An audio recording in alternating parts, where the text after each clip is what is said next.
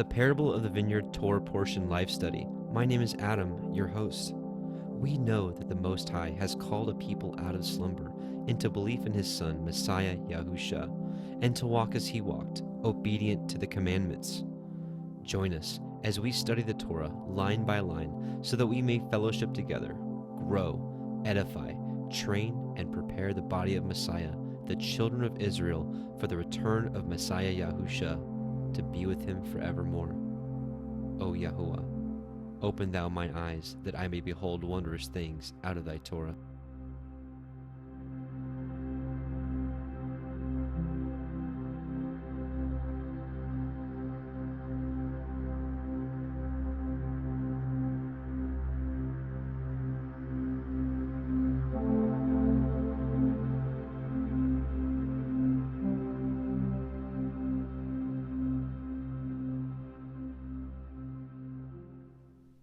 And welcome back, brothers and sisters. Welcome to the Parable of the Vineyard YouTube Torah portion studies. That's a mouthful. And we are at week 13, which is Yitro, or Jethro, if you will.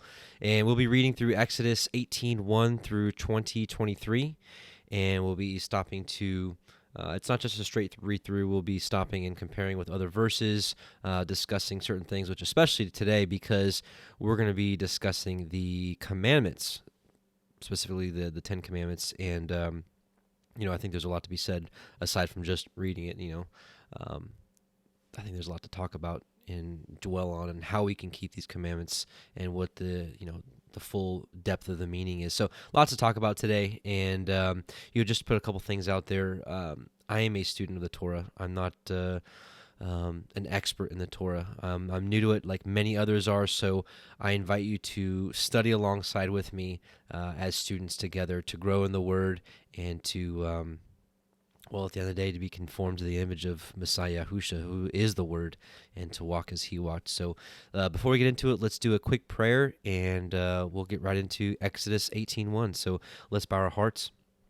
Heavenly Father, Yahuwah, we just come before you in Yahushua's name, and we just praise you and thank you for Messiah, first and foremost, because we know that none of us could come back to you but through him, and that we come to you through him alone. So we bless you and thank you for your word, which is a light to our path in these dark days. And we just praise you for everything that you've made in the world for us.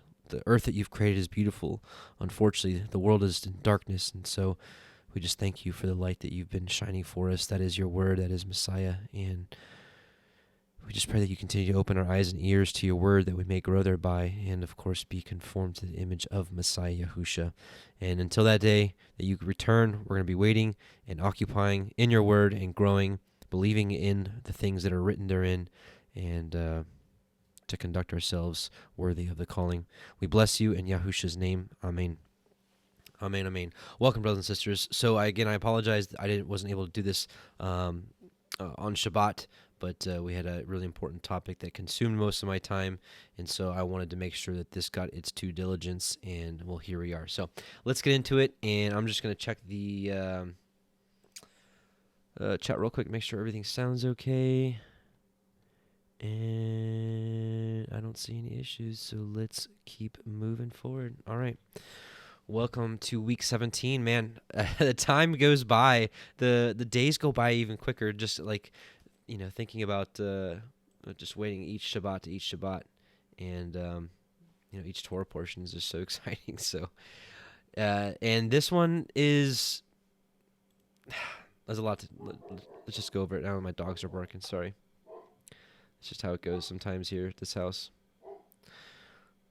All right, so we are at Exodus 18:1, and again, we are reading from the Sefer version. The Sefer is available for free if you download eSword, which is for free on PCs. I think Macs are like $6.99 or $9.99. I can't remember. I apologize, but either way, you can read the 66 books from the Sefer for free on there. They also have it available as an app for a download, and of course, can't forget the hard copy. Here, so, which is available at sefer.net. So, in any case, let's move on. Exodus 18:1.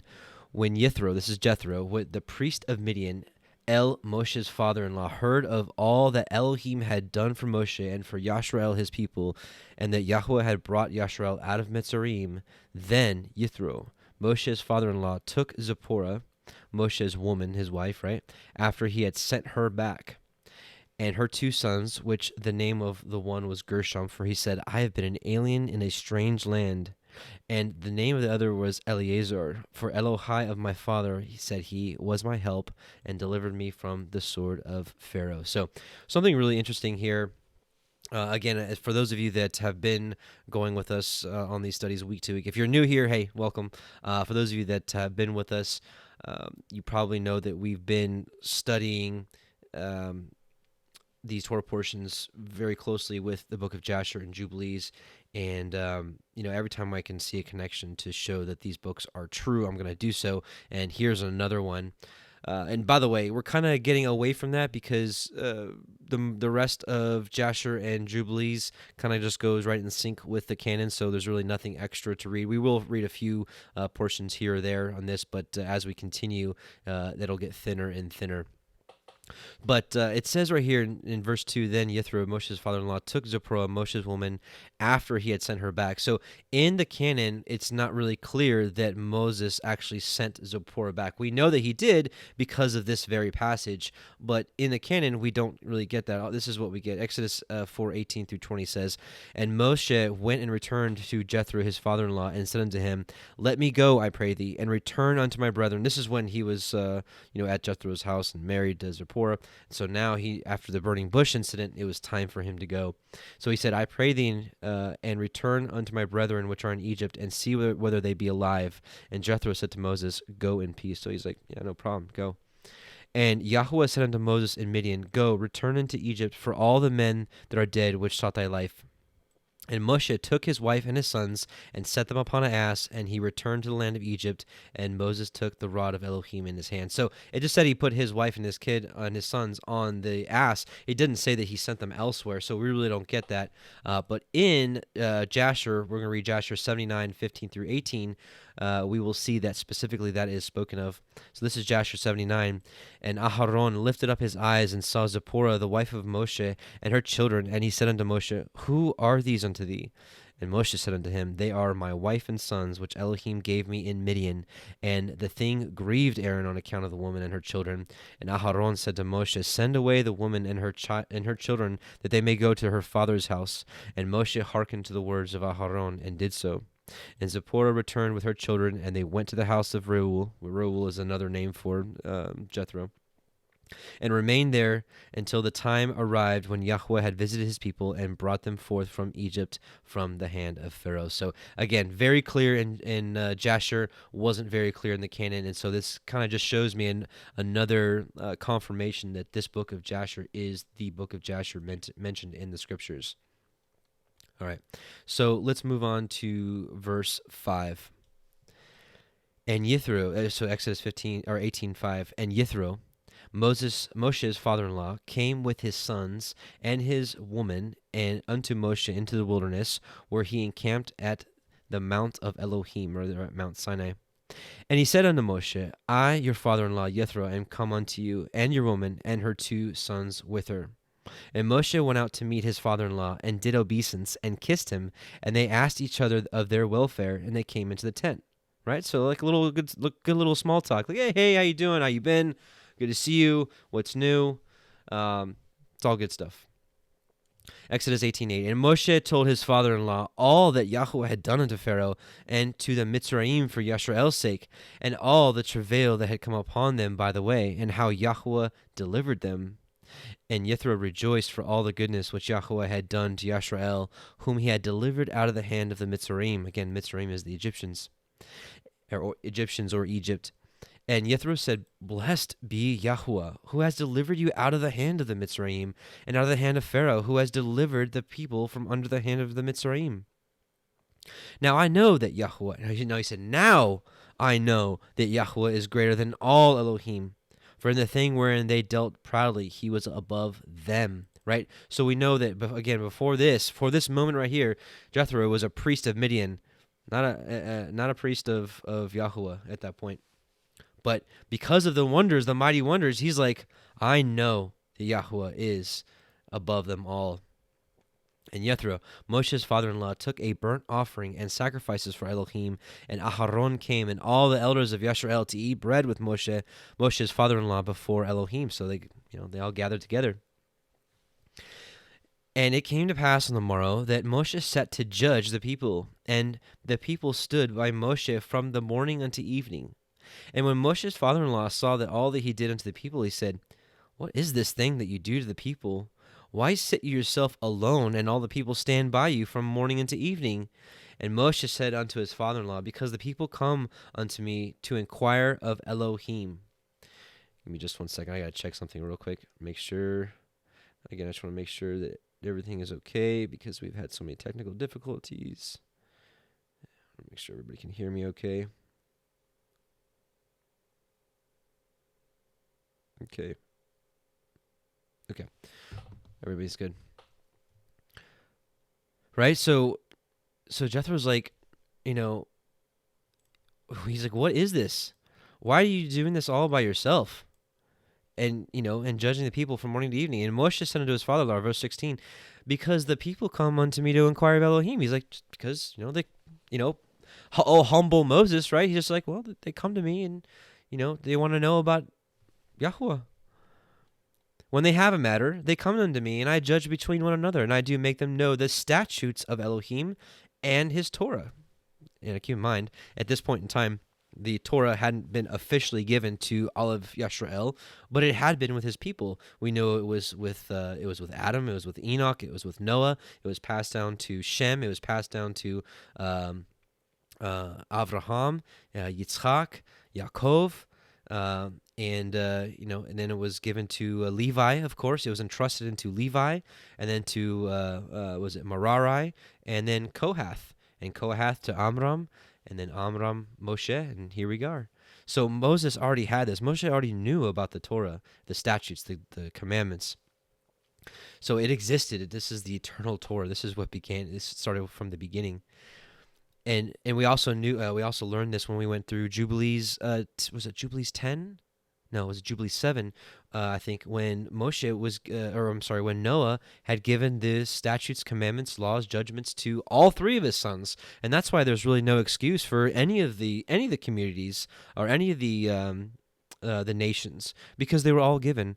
But it only took a few generations, and they're like, we're gonna follow Nimrod and with his idolatry and all this nonsense. But anyways, not to get too off topic. Verse 17, and Moshe's father-in-law said unto him, the thing that you do is not good, right? He's like, this isn't good. While it's a good thing he's doing, he's like, no, this isn't good. You will surely wear away, both you and this people that is with you. For this thing is too heavy for you. You are not able to perform it yourself alone. Hearken now unto my voice, and I will give you counsel, and Elohim shall be with you. Be for the people to Elohim ward, that you may bring the causes unto Elohim. And you shall teach them the ordinances and the Torah, and show them the way wherein they must walk, and the work that they must do. And this is an awesome verse, because we know that Messiah, when he came in John 14:6, let's just pull it up. I didn't have it ready, but I think it's 14:6. John 14:6. Yes. Yahusha saith unto him, I am the way, the truth, and the life. No man cometh unto the Father but by me. We know that all throughout the Torah it is stated that the Torah is life, and the man that keeps such will gain life. We know that the Torah is the truth, according to Psalm 119, 142. We also know that Torah is the way. And here's one of the instances of that, which, again, let's read it. And ye shall teach them the ordinances and the Torah, and show them the way, because we know that the Torah, right, that the way wherein they must walk and the work that they must do. There's another example, which is probably one of the best chapters in the whole scripture, Psalm 119. But Psalm 119 verse 1 says, Blessed are the undefiled in the way who walk in the Torah of Yahuwah. There's many more examples, but just wanted to show you that here. But again, to know that Messiah is the way, the truth, and life. And we know that Messiah was what? He was the Word. In the beginning was the Word, and the Word was with Elohim, and the Word was Elohim. And we know that also, and the Word was made flesh and dwelt among us, and we beheld his glory, the glory as of the only begotten of the Father, full of grace and truth. We know that truth is the Torah. So we literally, the Torah made manifest, the Torah made flesh, if you will. So here again, here we have even Jethro acknowledging that the Torah is the way that they must walk and the work that they must do. Moreover, you shall provide out of all the people able men, such as fear Elohim, men of truth. It's like code word, men of the Torah, hating covetousness, and place such over them to be rulers of thousands, and rulers of hundreds, and rulers of fifties, and rulers of tens. And let them judge the people at all seasons, and it shall be that every great matter they shall bring unto you, but every small matter they shall judge. So shall it be easier for yourself, and they shall bear the burden with you. If you do this thing, and Elohim command you so, then you shall be able to endure, and all the people shall go to their place in peace. So, what did Moshe do? He hearkened to the voice of his father-in-law and did all that he had said. So, this is something I just want to think about. We should be guarded at all times of what men tell us or suggest to us or give us for doctrine. But we have to know that even for just practical everyday living, you can gain wisdom outside of the scriptures. For example, this is just a really small example, but, this is just it's a really weak example, but I'm just trying to put this into perspective. Like, when I first started doing YouTube, the ministry, I didn't know anything about how to make a video. I didn't know anything about how to make a YouTube video. I didn't even know how to record audio, nothing. I didn't know anything. But for the ministry, did I necessarily have to learn from a set apart believer to learn how to make a video using an editing software? Well, no. I went on YouTube and I learned from somebody that taught me how to use the program so that I could do the ministry. It's a really weak example, but we drive cars every day. The scriptures don't tell us how to drive a car, but we can learn wisdom of how to be safe driving a car through humanly wisdom, right? I'm just trying to make some examples. All I'm saying is that are we willing to take wise counsel when wise counsel presents itself? Now, on the flip side, we have to be guarded. So what if somebody gives us wise counsel and says, "Oh, Adam, the Adam or so and so, the law is done away with because of this, and this," a teaching of man, right, that contradicts the scriptures. Obviously, at that point, we've got to be guarded. So we know Moshe was a man of Torah, a man called of Yahuwah, right? And so he got advice from the priest of Midian. Now, of course, this priest of Midian had already confessed that Yahuwah was greatest of all. So, but Moshe didn't say, well, who am I to listen to you? I'll just listen to Yahuwah. No, he wasn't stiff-necked and hard-hearted. He saw wise counsel when wise counsel was presented to him, and he hearkened to it, right? And he did all he said. And Moshe, in verse 25, Moshe chose able men out of Yisrael and made them heads over the people, rulers of thousands, rulers of hundreds, rulers of fifties, and rulers of tens. And they judged the people at all seasons. The hard causes they brought unto Moshe, but every small matter they judged themselves. And Moshe let his father-in-law depart, and he went his way into his own land. So are we able to hearken to wise counsel when it is presented before us? Now, also, another thing I wanted to take into consideration here is verse 25 here. It says, and Moshe chose able men out of all Yisrael. And we have to recognize and realize we all have different abilities, skills, and positives and negatives that we all have in our character and our abilities, because Yahuwah made us all differently. And, Messiah, Yahusha recognized the same. This is just a small little snippet, but Matthew 25:14-15 says, for the kingdom of heaven is as a man traveling into a far country, who called his own servants and delivered unto them his goods. And unto one he gave 5 talents, and to two another, and to another 1, to every man according to his several ability. So Messiah recognized, and in this parable of teaching, he recognized we all have different abilities.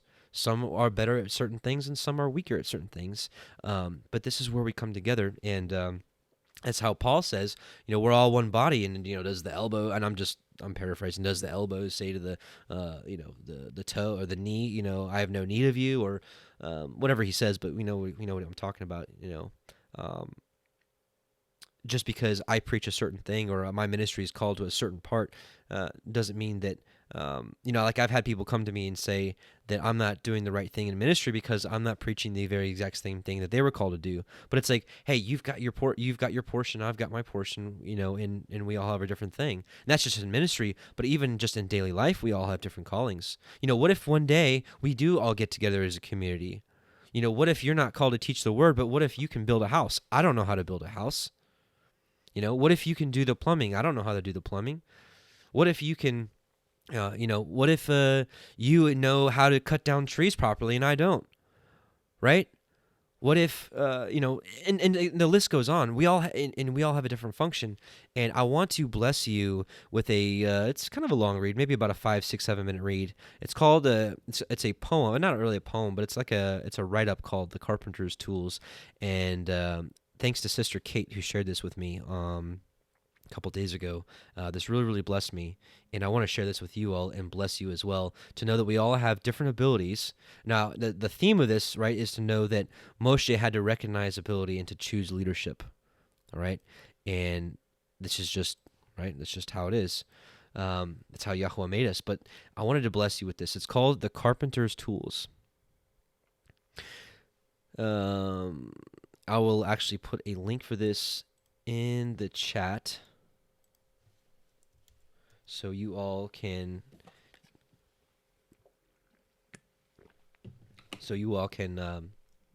bless somebody else. But what I'm going to do, maybe tomorrow, I'm actually going to make a short video of this, literally just reading it and just putting a couple visuals to it because it's so powerful. It really puts things in perspective. The Carpenter's Tools. The Carpenter's Tools had a conference. Brother Hammer was the chairman.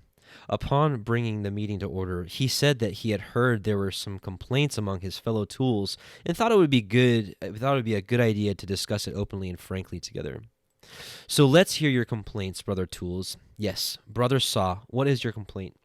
Brother Saw stood up and said, "It is that little Brother Pencil. He gets on everyone's nerves. He is so small. He can hardly be found when he is needed, and when he is found for service, he is always so blunt that he makes a bad impression.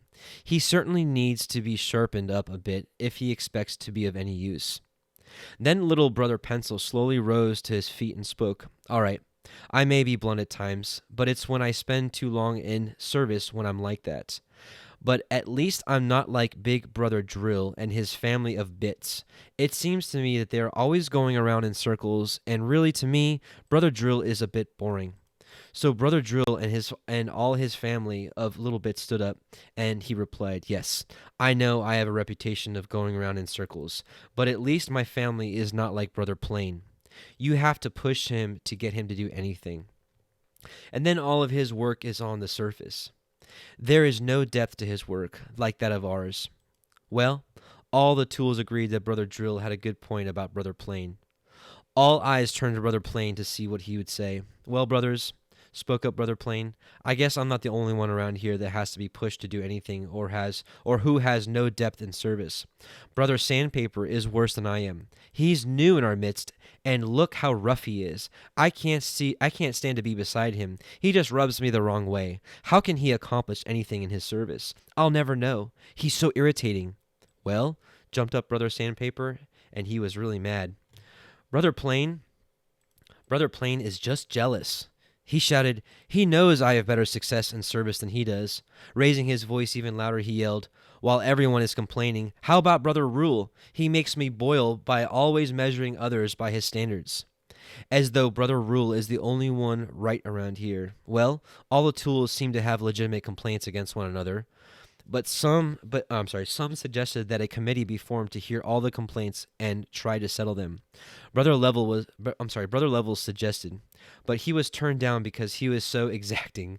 Brother Square was turned down because he was too old-fashioned. Brother Chisel could be so cutting, and everyone was afraid of Brother Punch. In the midst of the heated discussion, while some were about to walk out, thinking they were not needed, who should walk in.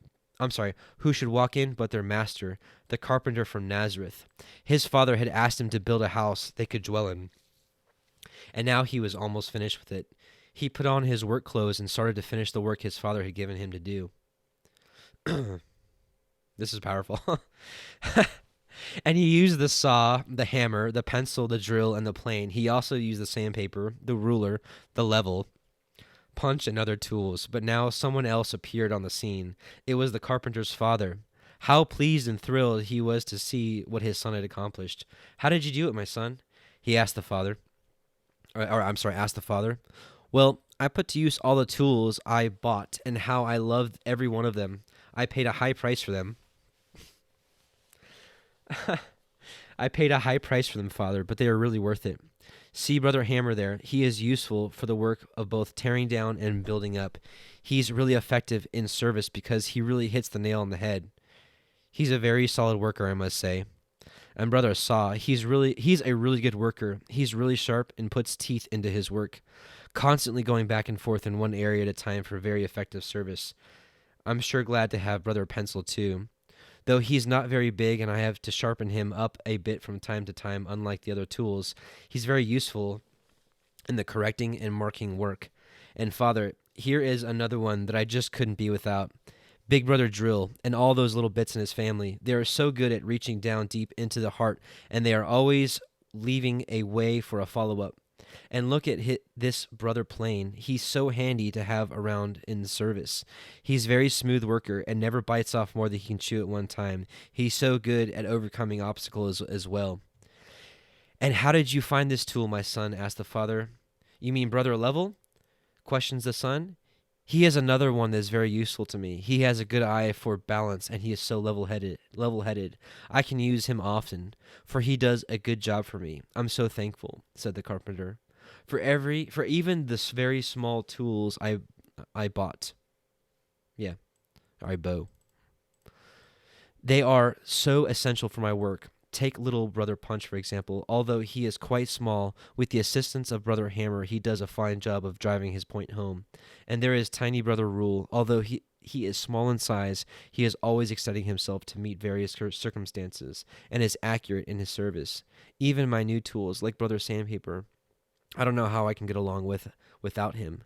Although there is a certain roughness about him, he does well in producing smooth results in his service. So, you see, Father, said the carpenter, it is because of having a variety of good tools that I am able to accomplish this house that you asked me to build. I'm so thankful that I have all of these tools so that with their help, I can finish your house you have asked me to build. Let me show you around the rest of the building, Father. Well, upon their leaving, all the carpenter's tools started rejoicing because of hearing the carpenter's commendation and seeing how pleased the father was with what they had accomplished together. Brother Hammer arose again and said, Brothers, I perceive that all of us are needed, although all of us may have our faults, or not do things the same as others think we should, whether old or new, young or old, large or small, all of us are laborers together in pleasing our Master and his Father. Thank you, Sister Kate. That was a blessing. And like I said, brothers and sisters, I'm going to turn this into a short video by just simply reading it and just putting some visuals behind it. So, hallelujah to that. So once again, that wasn't scripture, but could we gain wise counsel from that? Yes. Yes, we can. And I hope you understood the point there, that we all have a purpose, great or small, medium, however significant or insignificant it may seem, we all have our part to play in this. All right. So moving on to chapter 19. Israel at Mount Sinai. In the 3rd month, when the children of Yashar'el were gone forth out of the land of Mitzrayim, the same day came they into the wilderness of Sinai. For they were departed from Rephidim, and were come to the desert of Sinai, and had pitched in the wilderness, and there Yashar'el camped before the mount. And Moshe went up unto Elohim at Yahuwah, and called unto him out of the mountain, saying, Thus shall you say to the house of Yaakov, and till the children of Yashar'el, Ye have seen what I did unto Mitzrayim, and how I bore you on eagle's wings, and brought you unto myself. So, excuse me. Sorry, a little congestion. Sorry. So what's interesting is here, so the exodus out of Egypt it was likened unto Yahuwah bringing them out on eagle's wings. So just wanted to share a few quick verses that may make some interesting connections for you all. I could go on a 2-hour rabbit hole here, but I'm not going to. Let's just read this real quickly. Revelation 12:1-5 says, "And there appeared a great wonder in heaven, a woman clothed with the sun and the moon under her feet, and upon her head a crown of 12 stars. And she being with child cried, travailing in birth and pain to be delivered. And there appeared another wonder in heaven, and behold, a great red dragon, having 7 heads and 10 horns and 7 crowns upon his head. And his tail drew the third part of the stars of heaven, and did cast them to the earth. And the dragon stood before the woman, which was ready to be delivered, for to devour her child as soon as it was born. And she brought forth a man-child, who was to rule all nations with a rod of iron. And her child was caught up unto Elohim and to his throne." So let's talk a little bit more about the dragon and the woman. Revelation 12:13-17. "And when the dragon saw that he was cast into the earth, he persecuted the woman which brought forth the man-child. And to the woman were given 2 wings of a great eagle, that she might fly into the wilderness, into her place where she is nourished for a time and times and half a time from the face of the serpent." So is there going to be another exodus out of Egypt? Yes, I believe so. In a sense, I believe that we are actually coming out of Egypt now and into the wilderness of the people in a spiritual sense. But I do believe there is a day where he's going to bring us back into the wilderness and out of physically out of Egypt one day with the greater exodus. "And the serpent cast out of his mouth a water as of a flood after the woman, that he might cause her to be carried away of the flood. And the earth helped the woman," which we also know the woman is synonymous with New Jerusalem, but New Jerusalem is also synonymous with his set-apart believers, his assembly. "And the earth opened her mouth and swallowed up the flood which the dragon cast out of his mouth. And the dragon was wroth with the woman, and went to make war with the remnant of her seed, which keep the commandments of Elohim and have the testimony of Messiah Yahushua HaMashiach." Amen. I wanted to read also Isaiah. Actually, I wanted to read, I think, 29-31. So we'll start right. Actually, 28. So Isaiah 40, 28-31. "Hast thou not known, hast thou not heard, that the everlasting Elohim, Yahuwah, the creator of heavens and the earth, fainteth not, neither is weary? There is no searching of his understanding. He giveth power to the faint, and to them that have no might he increaseth strength. Even the youths shall faint and be weary, and the young men shall utterly fall. But they that wait upon Yahuwah shall renew their strength. They shall mount up with wings as eagles. They shall run and not be weary, and they shall walk and not be faint." Amen. And another quick passage. I want to read Enoch 39 for you. "And it shall come to pass in those days that the elect and holy children will descend from the high heaven, and their seed will become one with the children of men. And in those days Enoch received books of zeal and wrath, and books of disquiet and expulsion. And mercy shall not be accorded to them, saith Yahuwah Sebaoth. And in those days a whirlwind carried me off from the earth, and set me down at the end of the heavens. And there I saw another vision, the dwelling places of the holy, and the resting places of the righteous. Here mine eyes saw their dwellings with his righteous angels, and their resting places with the holy.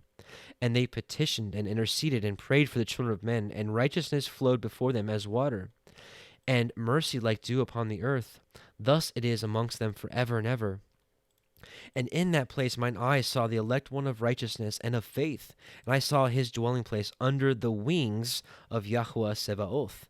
And the righteousness shall prevail in his days, and the righteous and the elect shall be without number before him forever and ever. And all the righteous and the elect before him shall be strong as firelights, and their mouths shall be full of blessing, and their lips extol the name of Yahuwah Sebaoth. And righteousness before him shall never fail, and uprightness shall never fail before him. There I wish to dwell, and my spirit longed for that dwelling place. And there heretofore hath been my portion, for so has been established concerning me before Yahuwah Sebaoth. In those days I praised and extolled the name of Yahuwah Sebaoth with blessings and praises, because he hath destined me for blessings and glory, according to the good pleasure of Yahuwah Sebaoth. For a long time my eyes regarded that place, and I blessed him and praised him, saying, Blessed be he, and may he be blessed from the beginning and forevermore. Yeah, okay, we'll just stop there. So, just awesome. So, a little rabbit trail on eagle's wings there, but just wanted to share that with you. Okay, now Exodus 19:5 through 6. We're going to show you here that the apostles were very familiar with Torah and taught Torah.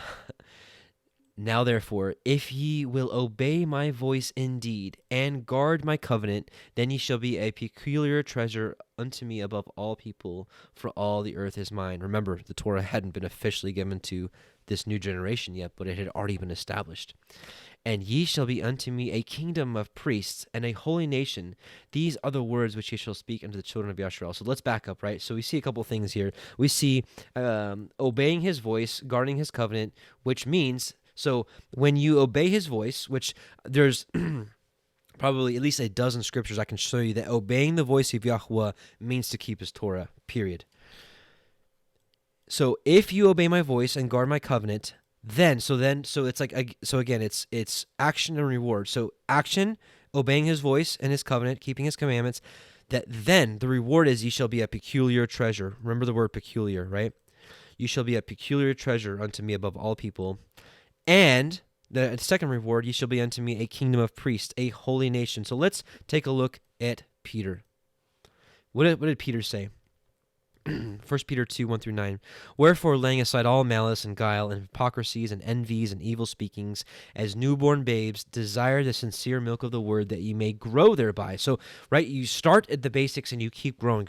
So even if you're new to this, you're going to continue, just keep at it. You're going to continue to grow and grow. Just like in Acts 15, where they say, hey, these Gentiles that are now converted into believers, they got to stop doing 1, 2, 3, and 4 right now. But they will, verse 21 in Acts 15 says, they will continue to learn as they continue to come to the synagogues on the Sabbaths, because Moses, the Torah, is preached every single Sabbath. If so be ye have tasted that Yahuwah is gracious, to whom coming as unto a living stone, right? We're literally living building blocks of New Jerusalem, disallowed indeed of men, but chosen of Elohim and precious. Ye also, as lively stones, are built up a spiritual house and holy priesthood, right? Remember, ye shall be unto me a kingdom of priests, a holy nation, right? And holy nation, to offer up spiritual sacrifices acceptable to Elohim by Yahushua HaMashiach. Wherefore also it is contained in the scripture, behold, I lay in Sion a chief cornerstone, elect, precious, and he that believeth on him shall not be confounded. Unto you therefore which believe he is precious, but unto them which be disobedient, the stone which the builders disallowed, the same is made head of the corner, a stone of stumbling and a rock of offense, even to them which stumble at the word, being disobedient, whereunto they also were appointed. So we obviously see here, we know Peter's very familiar with obedience. Now here we go. Here's you know that Peter was quoting or was referencing Exodus 19 through 5 here. So we already saw here in verse 6 a holy priesthood, right? But right here, ye are a chosen generation, a royal priesthood, a holy nation. A kingdom of priests, a holy nation. A royal priesthood, a holy nation, a peculiar people, right? A peculiar treasure. A peculiar people, that you should show forth the praises of him who hath called you out of darkness into his marvelous light. And we know that light is what? Out of darkness into his marvelous light. For the commandment is a lamp, and the law is light. So called out of disobedience into obedience to his Torah. And reproofs of instruction of the way of life. To do what? To keep thee from the evil woman, mystery Babylon, the harlot, from the flattery of the tongue, and from a strange woman. So, hopefully you'll never look at Exodus 19, 5 through 6 again without remembering that Peter knew the Torah and preached the Torah consistently. So, hallelujah to that. Exodus 19:7. And Moshe came and called for the elders of the people and laid before their faces all these words which Yahuwah had commanded him. And all the people answered together and said, all that Yahuwah has spoken we will do. And Moshe returned the words of the people unto Yahuwah. And Yahuwah said unto Moshe, Lo, I come to you in a thick cloud, that the people may hear when I speak with you, and believe you forever. And Moshe told the words of the people unto Yahuwah. And Yahuwah said unto Moshe, Go unto the people, and sanctify them today and tomorrow, and let them wash their clothes, and be ready against the third day. For the third day Yahuwah will come down in the sight of all the people upon Mount Sinai. Ooh, this is a prophecy, right? So this is happening in the now, right then and there. But this is also for to come, and you'll see this. There's a ton of examples I can show you, but here's just a handful, or just two, really. Matthew 17:23. Just something interesting about the third day specifically. And they shall kill him. So this is a prophecy about Messiah himself. They shall kill him, and on the third day he shall be raised again. And they were exceeding sorry.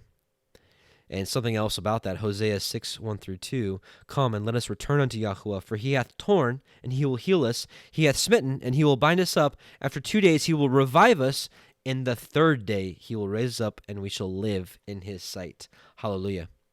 And, there's a ton here about the third day. If you go to Strong Concordance, there's 55 times, actually 138 times in 55 verses where it talks about the third day, and there's just so much spiritual and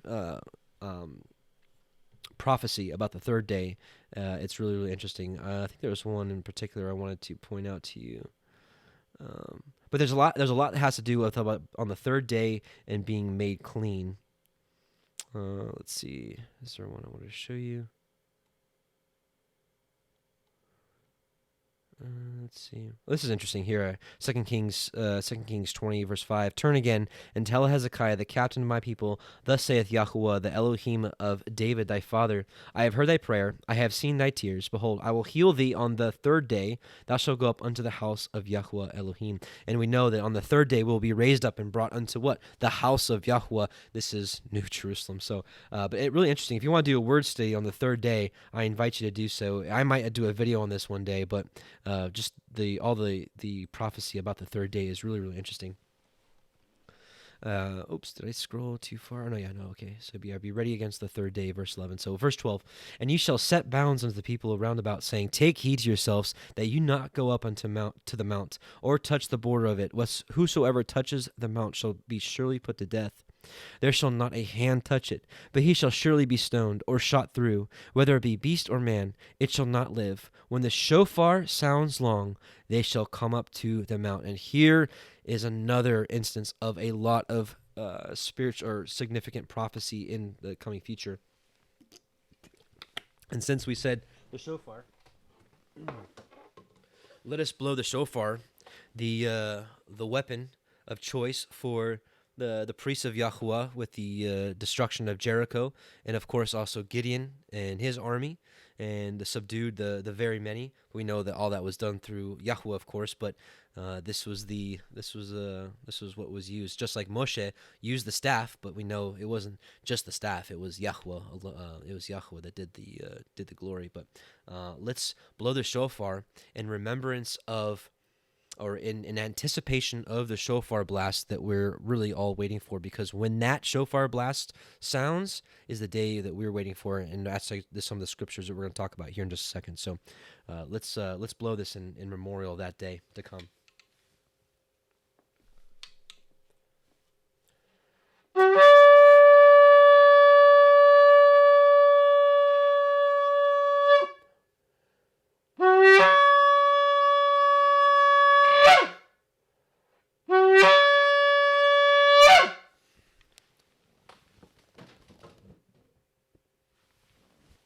All right, so let's talk about some of those scriptures of the prophecy of that shofar blast that we're waiting for.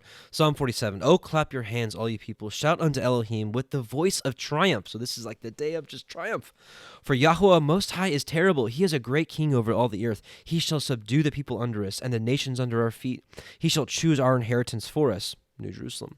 The excellency of Jacob, whom he loved, Selah. Elohim is gone up with a shout. Yahuwah with the sound of a shofar. The Hebrew word here is shofar, not trumpet. With the sound of a shofar. Sing praises to Elohim. Sing praises unto our King. Sing praises. For Elohim is the King of all the earth. Sing ye praises with understanding. Elohim reigneth over the heathen. Elohim sitteth upon the thrones of his holiness. The princes of the people are gathered together, even the people of Elohim, of the Elohim of Avraham. For the shields of the earth belong unto Elohim. He is greatly exalted. But I wanted to read the whole thing. But here is the key. This is the sound of the shofar that we're waiting for. So again, just in case I lost you, when the shofar sounds long, they shall come up to the mount. So this is like the gathering, right? Matthew 24:31, and he shall send his angels with a great sound of a shofar, and they shall gather together his elect from the four winds, from one end of heaven to the other. So this is the day we're waiting for. 1 Thessalonians 4:16, for Yahuwah himself shall descend from heaven with a shout, with the voice of the archangel, and with the shofar of Elohim, and the dead in Messiah shall rise first. So, this is absolutely what we are waiting for. Let's see. There's another verse I didn't think about earlier until just now. Oh no, what's it? How did it go?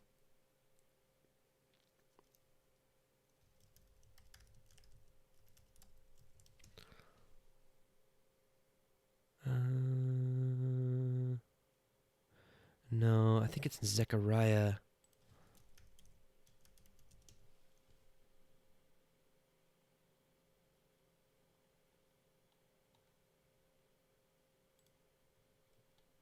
If I don't find this in just a second, I'll just skip it.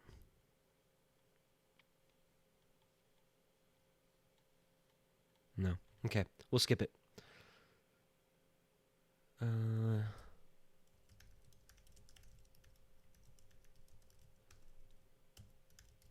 Just 1 second.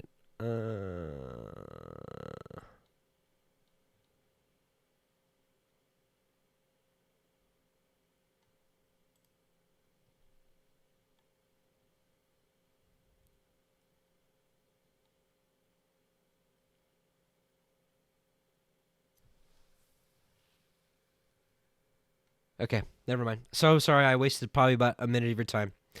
I forgot the verse. Okay. So let's get back to, Exodus 19:14.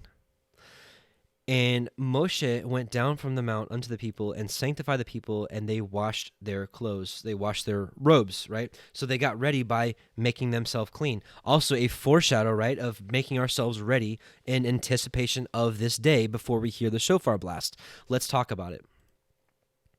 Revelation 7:14, and I said unto him, Sir, thou knowest. This is in regard to the 144,000 and the great multitude. And I said unto him, Sir, thou knowest. And he said to me, These are they which came out of great tribulation and have washed their robes and made them white in the blood of the Lamb. So we made our preparation by making them white by believing in Messiah Yahusha, right? There's more to it. Blessed are they, Revelation 22:14, blessed are they that do his commandments, that they may have the right to the tree of life and may enter in through the gates into the city. So it's those that keep his commandments that are able to, those that have made themselves white in the blood of the Lamb. So you can try to keep all the law you want to, but if you don't have the blood of the Lamb that has washed your robes, you're not going, right? This is number one. And then number two is the keeping of his commandments, right? Now, what's interesting about this, about keeping his commandments and washing robes, the KJV is the only one that says, blessed is he that keeps his commandments, that he may have the rights. So I'll just skip the NIV and the NLT because I don't care what they say. The ESV says, blessed are those who wash their robes, so they may have the right to the tree of life, and they may enter the city by the gates. Right here, blessed are they that wash their robes. Blessed are they that wash in their robes. Blessed are they who wash their robes. Here's the NKJV that right do his commandments. Here's the KJV that do his commandments. The CSB, blessed are those who wash the robes. Blessed are those who wash the robes. And it just keeps going. I mean, almost all of them. So we know that it's washing our robes is synonymous with keeping of the commandments and believing Messiah Yahushua. It's all one and the same. And this is how we prepare. And it's the same reason why there's the wise and the foolish. The wise made themselves prepared by the keeping of the commandments, because we saw earlier that Proverbs 6:23 says the commandment is a lamp and the law is light. So those foolish virgins didn't have any light in their lamps. They didn't keep the commandments. There was no Torah. There was no truth within them. Exodus 19:15. And he said unto the people, be ready against the third day. Here it is again, right? So we're to be ready for the third day. Come not at your women. So don't have don't have relations with your women, and you women don't have relations with your men. Why? Because it makes you unclean. And for those of you that know the book of Jubilees, the book of Jubilees talks about on the Sabbath day not defiling yourself by having intercourse. And a lot of people will dismiss Jubilees off that one verse. Let's read it together. Jubilees 50:7-8. 6 days thou shalt labor, but on the seventh day is the Sabbath of Yahuwah your Elohim. In it ye shall do no manner of work, ye and your sons, and your men servants, and your maidservants, and all your cattle, and the sojourner who is also with you. And the man who does any work on it shall die, whoever desecrates that day, whoever lies with his wife, so whoever has intercourse with his wife, or whoever says he will do something on it, he'll set on a journey thereon, in regard to buying or selling, and whoever draws water thereon, and had not prepared for himself on the sixth day, and whoever takes up a burden to carry it out of his house or tent or house shall die. So, but the point here being is that people dismiss the book of Jubilees for this alone right here. Whoever lies with his wife, right? Saying that this makes you unclean. Well, the fact of the matter is that's exactly what Exodus 19:15 says. And he said unto the people, be ready against the third day, come not at your women, because this whole thing previous is all about making yourself clean, washing your robes, sanctify yourself, make yourself clean. Why? And don't have intercourse because it'll make you unclean. Therefore, in my opinion, completely throws out that argument of Jubilees 50 adding to the Torah.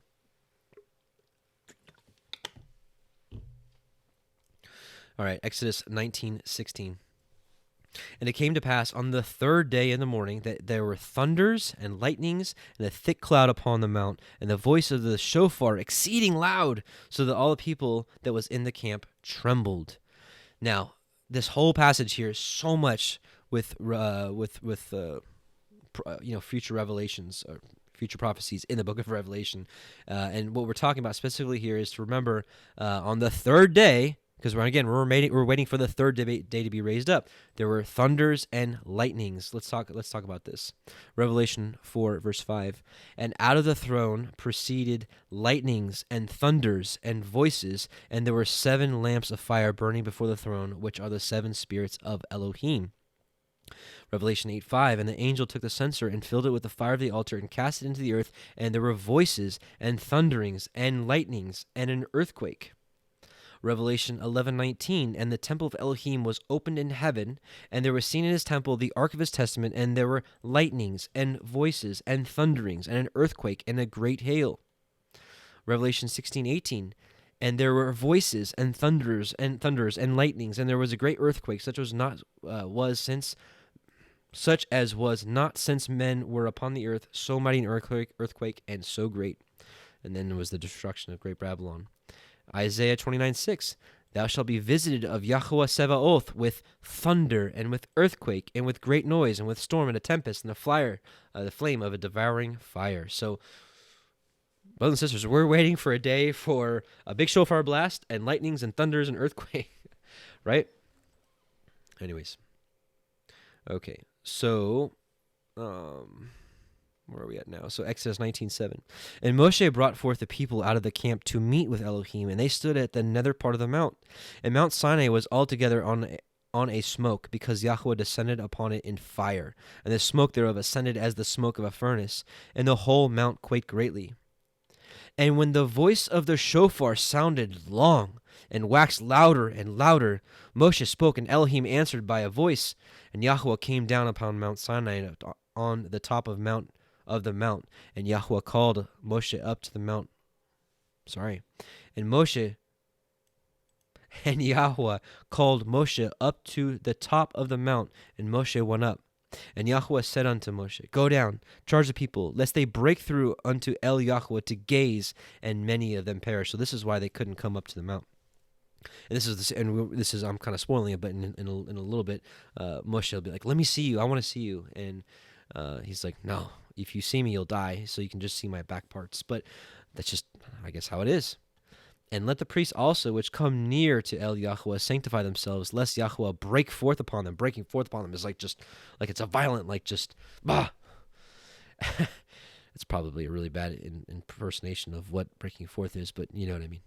And Moshe said unto Yahuwah, the people cannot come up unto Mount Sinai, for you charged us, saying, set bounds about the mount, and sanctify it. And Yahuwah said unto him, away, get you down, and ye shall come up, you and Aharon with you. But let not the priests and the people break through to come up unto Yahuwah, lest he break forth upon them. So Moshe went down to the people, and spoke unto them. And here we go. Here is the meat and potatoes, brothers and sisters. This is what it's all about. This is our portion. This is what we need to hearken and listen to. Well, all the Torah is, but I'm saying this is like the meat and potatoes. This is like the basics. And we'll go through it. And remember, I told you that as we go through these Torah portions, we're going to mention every time that there's a one of the scary 613 laws of the Torah that is just... You know, I'm air quoting because people say this. They say the Torah is too much of a burden. It's too much of a hassle. It's done away with. It's bondage. It's too hard. Nobody can do it. We're breaking those. We're breaking all those lies, brothers and sisters, and we're going to be looking at the truth here. But my point is, pretty much all these, every single one of these is one of those 613, including verse 2, which we'll read here in a second. So let me take a quick sip, and we'll get ready to go. And let me take a quick look at the chat. Okay, just to make sure that no one's complaining about a stuck screen or something. Okay. Exodus 20, verse 1, and Elohim spoke all these words, saying, I am Yahuwah Elohika, which have brought you out of the land of Mitzrayim, out of the house of bondage. This is one of the 613 laws, is to recognize that he is Yahuwah Elohika, which have brought you out of the land of Mitzrayim, out of the house of bondage. And let us not forget, brothers and sisters, that he has also freed us from the bondage of sin by the blood of Yahusha, and in these latter days that we're living in right now, he is literally bringing us out of Egypt. He's pulling us out of the world like no generation before us have. Let's talk about this bringing out of Egypt in a spiritual sense. So what we're going to read here is a physical sense, but imagine this in a spiritual sense as we read it. Deuteronomy 8, 1-6, all the commandments which I command you this day shall you observe to do, that you may live and multiply, and go in and possess the land which Yahuwah sware unto your fathers. This is also this very same promise that we will have, because we will one day be taken out of the dispersion and brought back into our land. This time it'll be New Jerusalem. And thou shalt remember all the way which Yahuwah your Elohim has led you these 40 years in the wilderness. Now, for us, it's not specifically 40 years in the wilderness, but we are in the wilderness of the people. Why? To humble us, to prove you, to know what was in your heart, whether you would keep his commandments or no. And he humbled you, and suffered you to hunger, and fed you with manna, which thou knewest not, neither did thy fathers know, that he might make thee know that man doth not live by bread alone, but by every word that proceedeth out of the mouth of Yahuwah doth man live. You know, so in a spiritual sense, for a lot of us, we have been pulled out of this, and for a lot of us, we were tested, we were tried, we were proved, we were humbled. Thy raiment waxed not old upon thee, neither did thy foot swell these 40 years. Thou shalt also consider in thine heart that as a man chasteneth his son, so Yahuwah your Elohim chasteneth you. And so, for a lot of us, just like it says in Jeremiah, I think it's 30 or 31, it says that he will forgive us, but we will not go altogether unpunished. And why does he do that? For our own good, for our correction. Because it also says in Proverbs that a man that corrects not his son hates his son. Therefore, thou shalt keep the commandments of Yahuwah thy Elohim to walk in his ways and to fear him alone. And if you need some instruction of what fear really means and what really looks like, take a look at Christian Truthers' video they did about a month ago called The Fear. And you will learn everything you need to know about fear and who you need to fear and how you need to fear him and what that fear looks like. All right. Exodus 20, verse 3. This is commandment number 1. You shall have no other Elohim before me. Right? Let's talk about this. So here's a passage in Matthew chapter 6. We're going to read verses 20 through 24. But lay up for yourselves treasure in heaven, where neither moth nor rust doth corrupt, and where thieves do not break through nor steal. For where your treasure is, there will your heart be also. The light of the body is the eye. If therefore thine eye be single, thy whole body shall be full of light. Right? Torah. But if thine eye be evil, thy whole body shall be full of darkness, the opposite of Torah. If therefore the light, the Torah that is in thee, be darkness, right? If the instruction that be within thee is darkness, how great is that darkness? Now, no man can serve two masters, for either he will hate the one and love the other, or else he will hold to one and despise the other.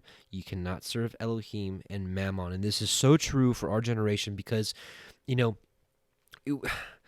for people that live in other countries, they do literally serve other gods. They serve, and we'll see in here in Commandment 2, they serve, golden statues, silver statues, statues of gold. Even in the Catholic Church, they serve other gods. They serve statues and paintings and all these other things, which we know that the Catholic Church changed the times and laws. They made their Gregorian calendar. They changed the times and they changed the laws. They changed the commandments as well, and they completely removed the graven image commandment. Those of you that don't know, we'll just take a look at that. Catholic.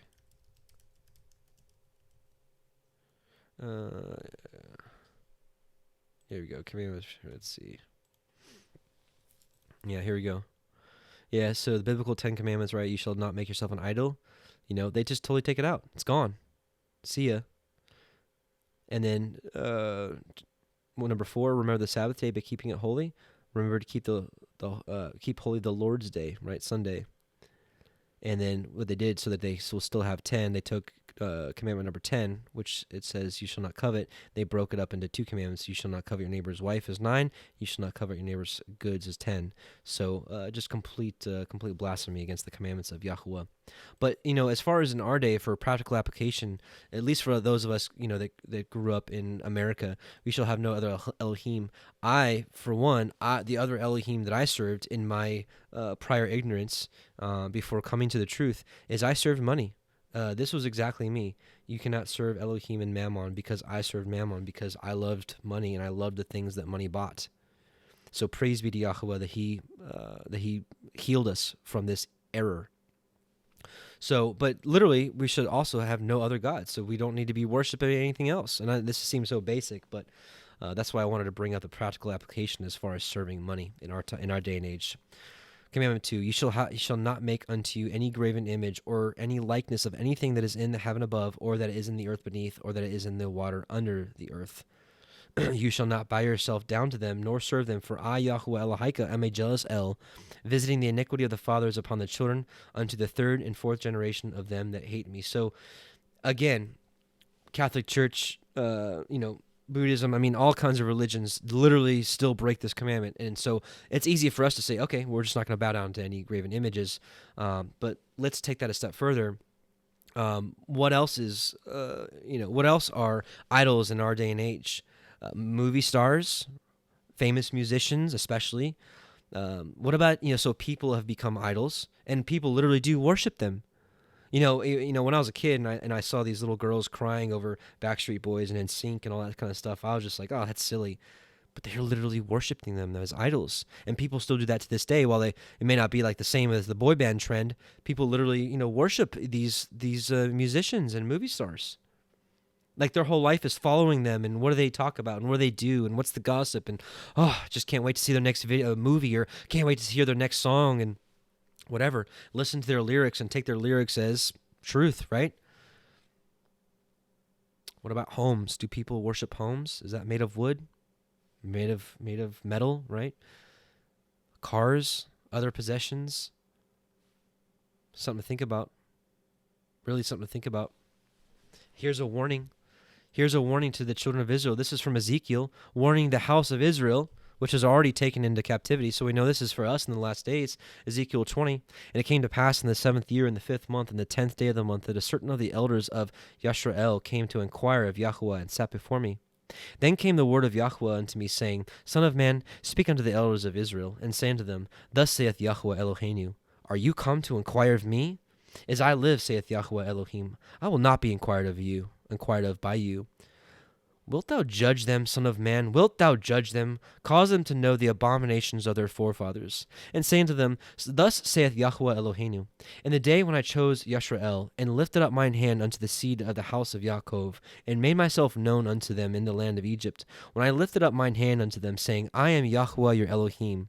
In the day that I lifted up mine hand unto them, to bring them forth of the land from the land of Egypt into the land that I have espied for them, flowing with milk and honey, which is the glory of all lands. Then said I unto them, Cast ye away every man the abominations of his eyes, and defile ye not yourself with the idols of Egypt. I am Yahuwah your Elohim. But they rebelled against me, and would not hearken unto me. And they did not every man cast away the abominations of their eyes, neither did they forsake the idols of Egypt. Then I said, I will pour out my fury upon them, to accomplish my anger against them in the midst of the land of Egypt. But I wrought for my name's sake, that it should not be polluted before the heathen among whom they were, and whose sight I made myself known unto them, in bringing them forth out of the land of Egypt. Wherefore I caused them to go forth out of the land of Egypt, and brought them into the wilderness. Just like us, right? We were saved by the blood of Messiah Yahusha. We believed in him, and we've been brought forth into the wilderness of the people. And as we're continuing the faith, right? And I gave them my statutes, we're learning his statutes, and I showed them my judgments, which if a man do, he shall even live in them. This is one of the other Torah is life, right? Moreover, also I gave them my Sabbaths to be a sign between me and them, that they might know that I am Yahuwah that sanctifieth them. Do we have the abominations of the Egyptians in our eyes, brothers and sisters? And I'm asking, this is a very broad statement. I'm starting to wonder what the full depth of all this means. You know, should we be watching their TV shows? Should we be watching their movies? Should we be listening to their music? What about the graven image? Should we even have a wood carving of a fish hanging on our wall? Either whether you bow down to or not, should we? I don't know. I'm just asking. Should you have a wooden carved out cross? These are some things for you to take to Yahuwah in your prayer. I'm still learning these things. Should my son have Hot Wheels to play with? Should my daughter play with a little horse? I don't know. I haven't gone that far yet. But I'm just asking. She doesn't bow down to that horse, but should she have one? I don't know. This is where I want to talk about this. This is where the comment section. Tell me about it. What does Yahuwah put on your spirit? Just something to think about. But I think maybe the key here is you shall not bow yourself down to them, nor serve them. Just something to think about. Verse 7. You shall not take the name of Yahuwah Elohika in vain, for Yahuwah will not hold him guiltless, he that takes his name in vain. Let's pause here. What does it mean to take his name in vain? A few examples.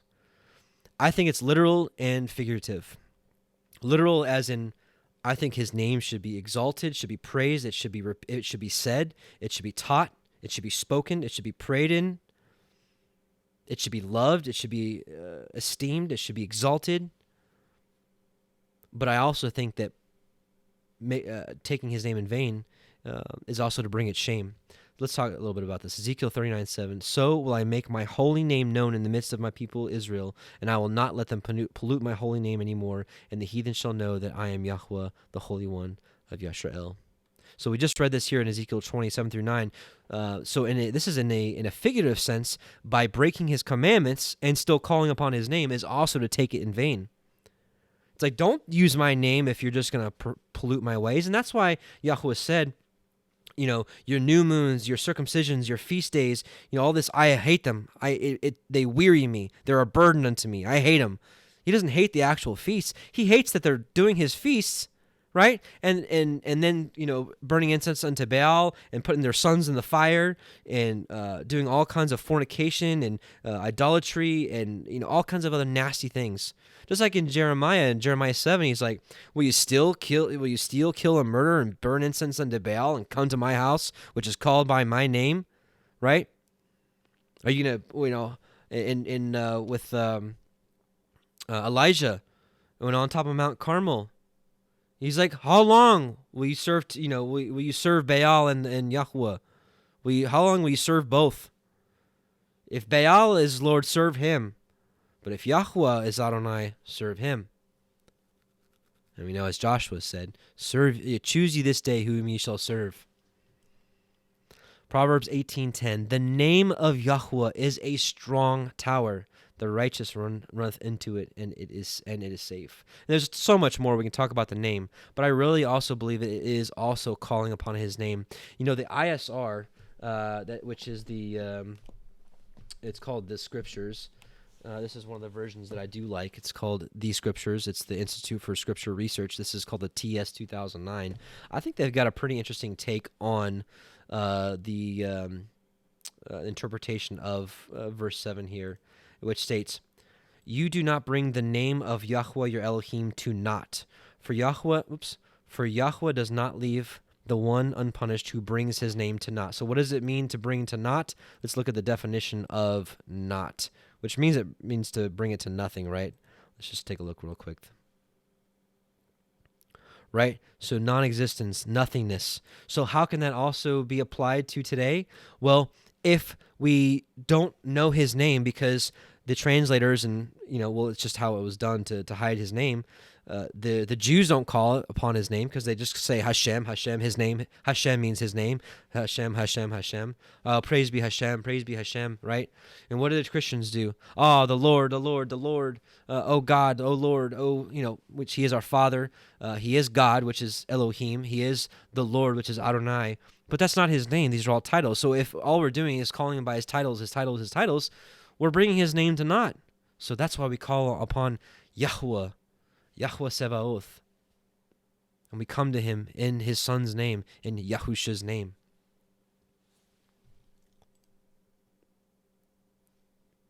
Amen.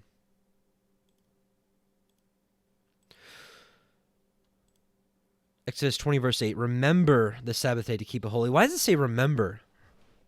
Did he know that this would be forgotten? Of course he did. Most Christians would even say that the 10 Commandments are good. Some churches even preach the 10 Commandments. Except for this pesky one right here. Remember the Sabbath day to keep it holy, because they just don't know any better. They're in ignorance. Because they've grown up in, with the doctrines of the beast. The beast that had the ability to change times and laws. As the book of Daniel said, it says that the times and laws will be given into his hand. Then the KJV, the all-reverenced KJV, people use Acts 20, verse 7, and I think 1 Corinthians 16 to justify saying the apostles met on the first day of the week. But you look at the Greek word for first day of the week, and it's Sabbath. It's Sabbaton, which means Sabbath. So they met on the Sabbath. Because Rome wanted to hide the truth of the Saturday Sabbath. I hate using the word Saturday, but just so you know what I'm talking about, the seventh day. The Gregorian calendar can change the weeks, or it can change the months. It has control of the months. It has control of the years and their pagan festival days. But it doesn't touch the 7-day week. It never touches it. That's why with their false 365.25 day calendar, that's why this year, one year, let's say your birthday will fall on a Friday, but the next year will fall on a Saturday. The next year will fall on a Sunday. Right? Oops. Because they can't touch the 7-day week. That's why they went through all the effort to hide the truth of the Saturday Sabbath, which you look in over 200 languages. The name for Saturday is Sabbath. 6 days you shall labor and do all your work, but the seventh day is the Sabbath of Yahuwah Elohika. In it you shall not do any work, you, nor your son, nor your daughter, nor your manservant, nor your maidservant, nor your cattle, nor your stranger that is within your gates. This is, in from what I understand, it is work for profit, work for pay, work for hire, if you will. Let's talk about some other verses about what to do and not to do on the Shabbat. So, or just actually, I just want to read some awesome stuff about the Shabbat. So this is Book of Jubilees, chapter 2. We'll start at verse 16. And he finished all his work on the sixth day, all that is in the heavens and on earth, and in the seas and in the abysses, and in the light and darkness, right, the Torah, right, and in everything. And he gave us a great sign, the Sabbath day, that we should work 6 days, but keep Sabbath on the seventh day from all work. So we just don't work, right?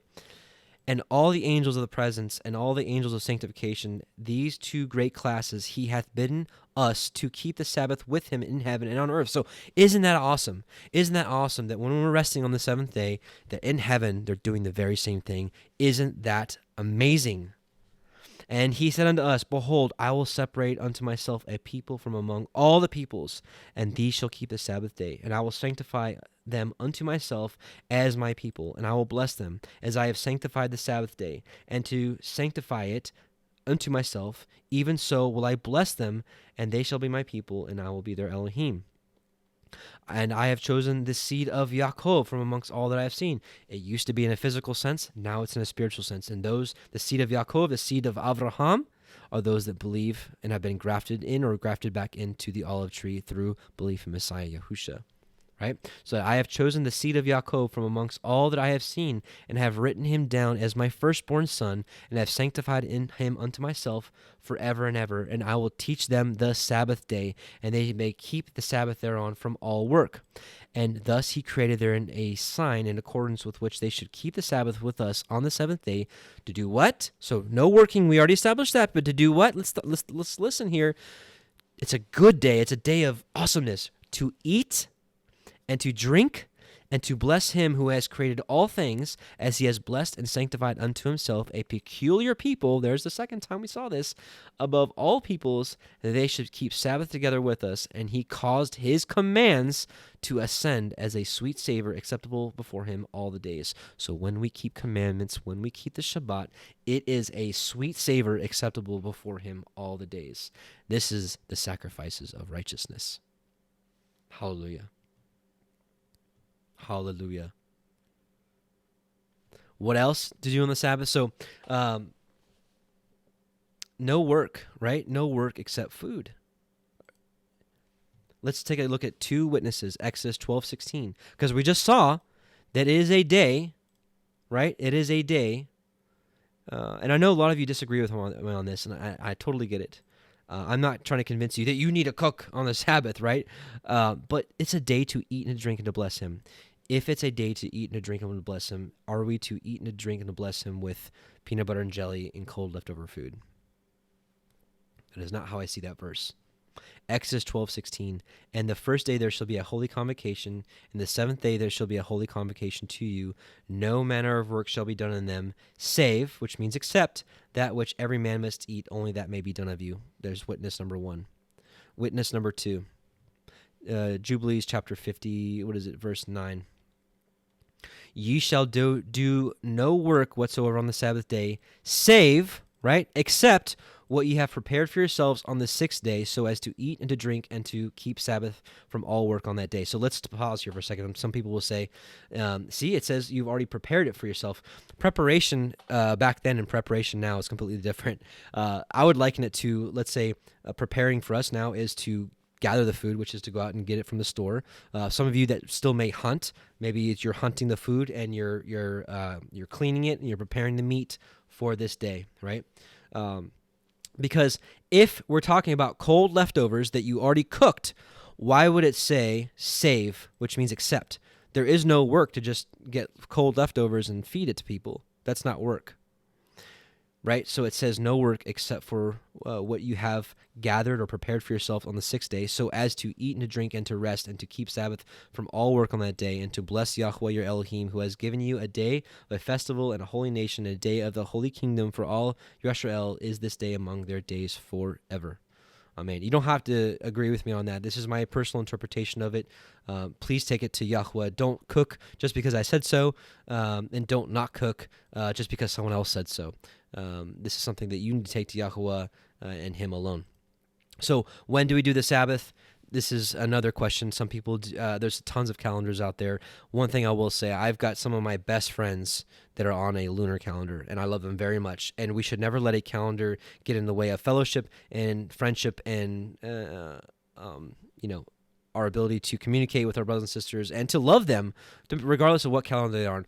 Where I'm at right now, I don't believe the lunar calendar works for the Sabbaths. I do believe the moon is for the months and for the feast days, right? But I do not believe that it's for the Sabbath, and here's why. With the lunar Sabbath, you will not always get a consistent work 6 days and the 7th day off. It just does not always work It does not always work that way, unfortunately. Some days you'll have to work 7 days, and then the rest day is on the 8th day. When you break the 7-day week, which I believe is a foundation that doesn't work for me. I mean, it doesn't work for what the scriptures say. Let's look at a witness also, Leviticus 23:32. But also, when do people do their Sabbath? I do believe that it is this day that we call Saturday. I hate calling it that, but I do believe that is the 6th day. And I am currently led to still do evening to evening. I've seen a lot of people that have put forth evidence saying that the morning starts the day. That may be the case, but here's something interesting. In the Septuagint, chapter 23, verse 32, it says, "It shall be a holy Sabbath to you, and ye shall humble your souls. From the 9th day of the month, from evening to evening, ye shall keep your Sabbaths," with a plural. So not just, this is talking about the Day of Atonement. The Day of Atonement is from evening to evening. But it says here, and this is the only passage that tells us how to keep our Sabbath, specifically, like straight up, like this is how you do it. In the Septuagint, it is specifically pluralized Sabbaths. So from evening to evening, ye shall keep your Sabbaths. So this is currently where I'm at. You don't have to do it just because I said so, but take this into prayer and test it for yourself. And all right. So let's keep moving on. So again, remember this, the day of the Sabbath, to keep it holy. And the reason I'm spending some time on this is because this is where most of Christianity gets it wrong. 6 days you shall labor and do all your work, but the 7th day is the Sabbath of Yahuwah Elohika. In it you shall not do any work, you nor your son, nor your daughter, nor your manservant, nor your maidservant, nor your cattle, nor your stranger that is within your gates. So we must also not make someone else work. Even ordering something online, you may be having somebody do some work. Just keep your buying and your selling away from the Shabbat, and just keep it for the other 6 days. You don't have to worry about how you make an income. You don't have to worry about buying anything. You don't have to worry about selling anything. Just keep it to you, your family, eating, drinking, and blessing Yahuwah, and being in His Word, and keeping it from all work. It's easy. It's a blessing. Judaism is another trap. They have all kinds of extra laws. I know. I grew up in Judaism. It's garbage. Well, modern-day Judaism is garbage. They add all kinds of laws. Like in the Talmud, it says, if a poor man comes up to your door and is hungry, right, and you take your hand and you put food out the door or put money out the door, you have just broken Sabbath and you are guilty. Why do you think Messiah did so many things, so many good things on the Shabbat? To let us know that it's good to do good, right? But gainful employment, you will not see. Work for hire, you will not see Messiah doing.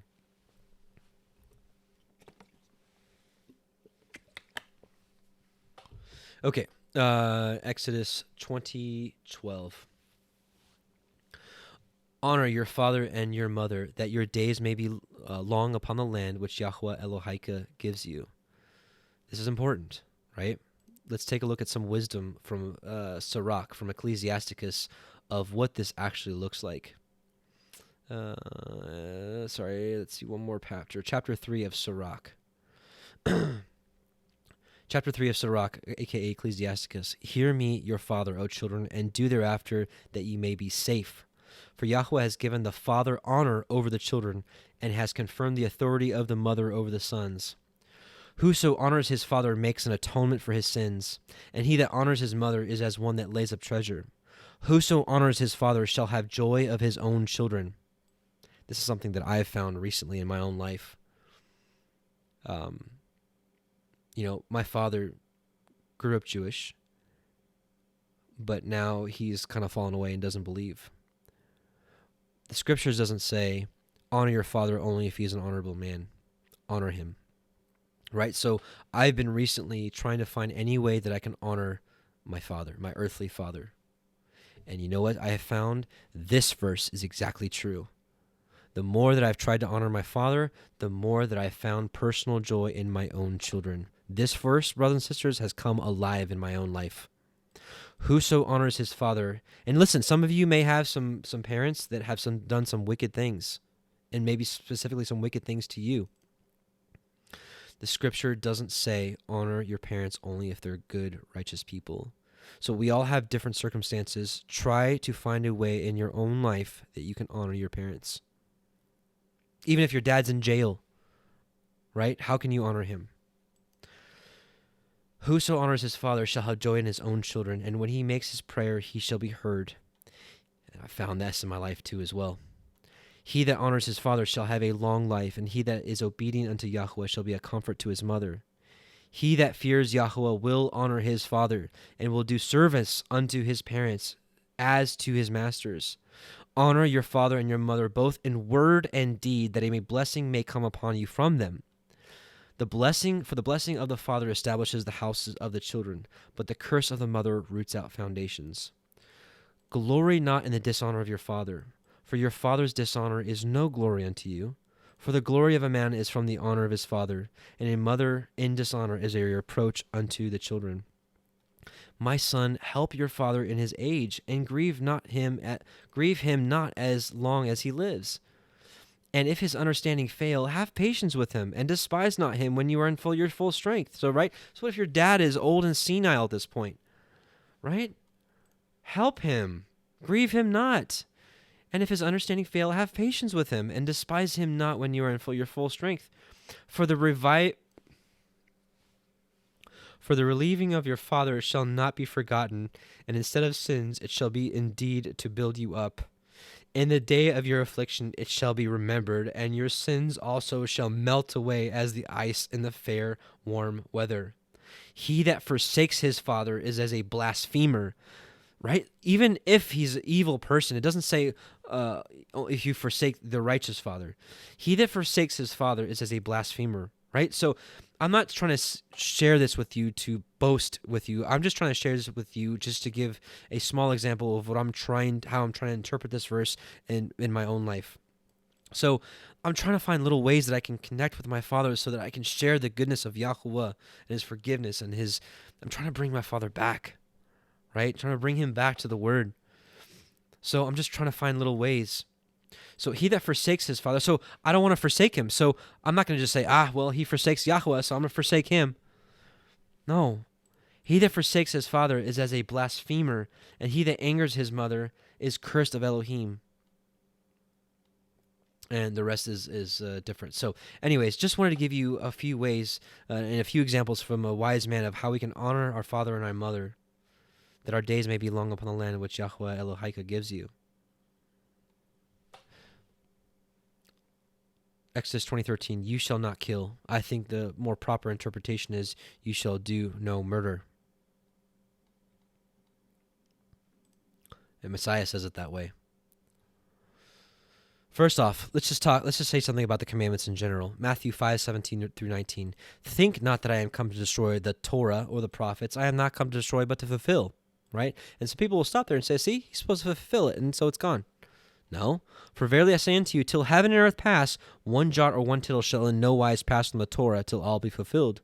Whosoever therefore shall break one of the least of these commandments, which we're talking about right now, and shall teach men so, he shall be called the least of the kingdom in heaven. Who wants to be the least in the kingdom of heaven? But whosoever shall do and teach them should be called great in the kingdom of heaven. Now, let's go to murder.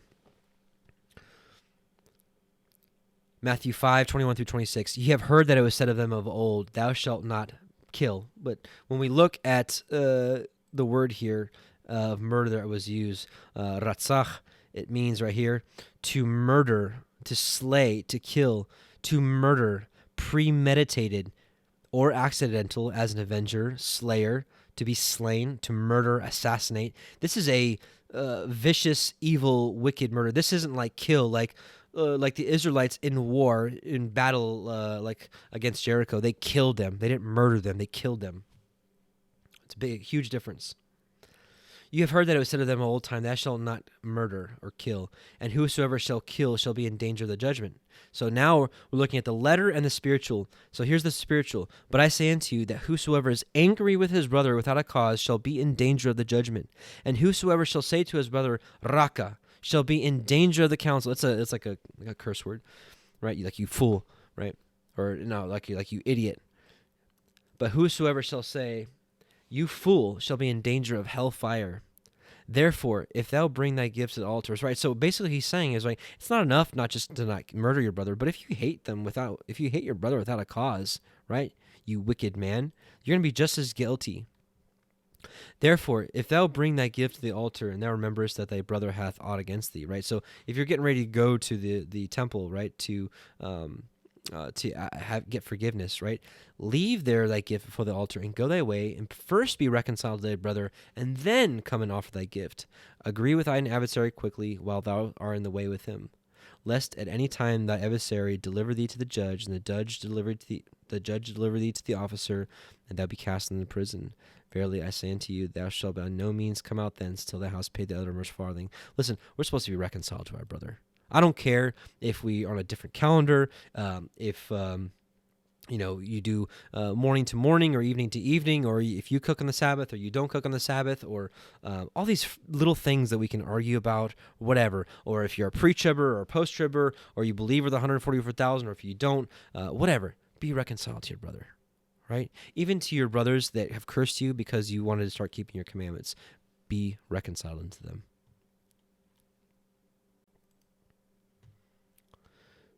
Exodus 20:14, you shall not break wedlock. You should not commit adultery. Matthew 5:27-32, you have heard that it was said of them of old time, thou shalt not commit adultery. Right? There's a letter. Now, certainly, we still should not commit adultery, 100%. But there's more to it. But I say unto you that whosoever looketh on a woman to lust after her hath committed adultery with her already in his heart. Now, women, same thing with you. You're sitting there, looking at a man, lusting after him, and you're married. Same thing. And if thy right eye offend thee, pluck it out, and cast it from thee.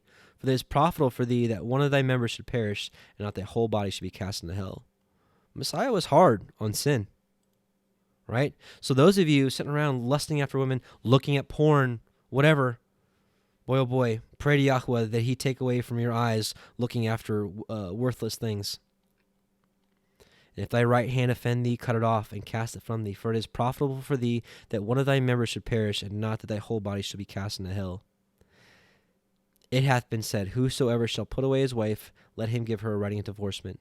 But I say unto you that whosoever shall put away his wife, saving for the cause of fornication, right? There's that word saving, except for the cause of fornication, causeth her to commit adultery, and whosoever shall marry her that is divorced committeth adultery. So you get divorced for any other reason other than fornication, adultery? That's just as bad as adultery is what he's saying. Exodus 20:15, you shall not steal. Pretty straightforward. Now, in our day and age, with the internet age and whatnot, I mean, stealing could be interpreted as so many different things. There's so many examples you could use here, but you just shouldn't take what is someone else's in a physical sense and in a spiritual sense. I don't know how to give good examples of that without sounding so weird. Here's an example. When I do, when I put background music in my videos, I'm just giving you an example for me. You have to apply this to your own life, but let me just give you an example in my life.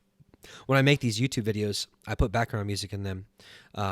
What I do is I support the person that made the song right? I have a subscription to it's a monthly subscription where I pay that I can use get licenses for songs so that I can use them for my own stuff. Does that make sense? So I could still use those songs and not pay for them and not get licenses and not get caught, but I'd be that in that form it would be like stealing. Like I would be using someone else's intellectual property for my own stuff and not giving them what's due. Does that make sense? Hopefully. So that in my little world, that's another way of not stealing, other than a sense of like literally not going over, to my neighbor's house and stealing his car or stealing something out of his house or something. That is obvious to most of us, but I just wanted to give you an example, and you got to take that example for your own life. How are you make sure you're not stealing? Even if it's like it's something like a Facebook post and somebody posts something and you're like, I don't want to give them credit. I'm just going to take it and make it as my own. Isn't that stealing? Not giving them credit? But at the end of the day, let's talk about not stealing all the esteem from Yahuwah. Whatever we can't, let us not glory in our own doings. And there's that verse, he that glory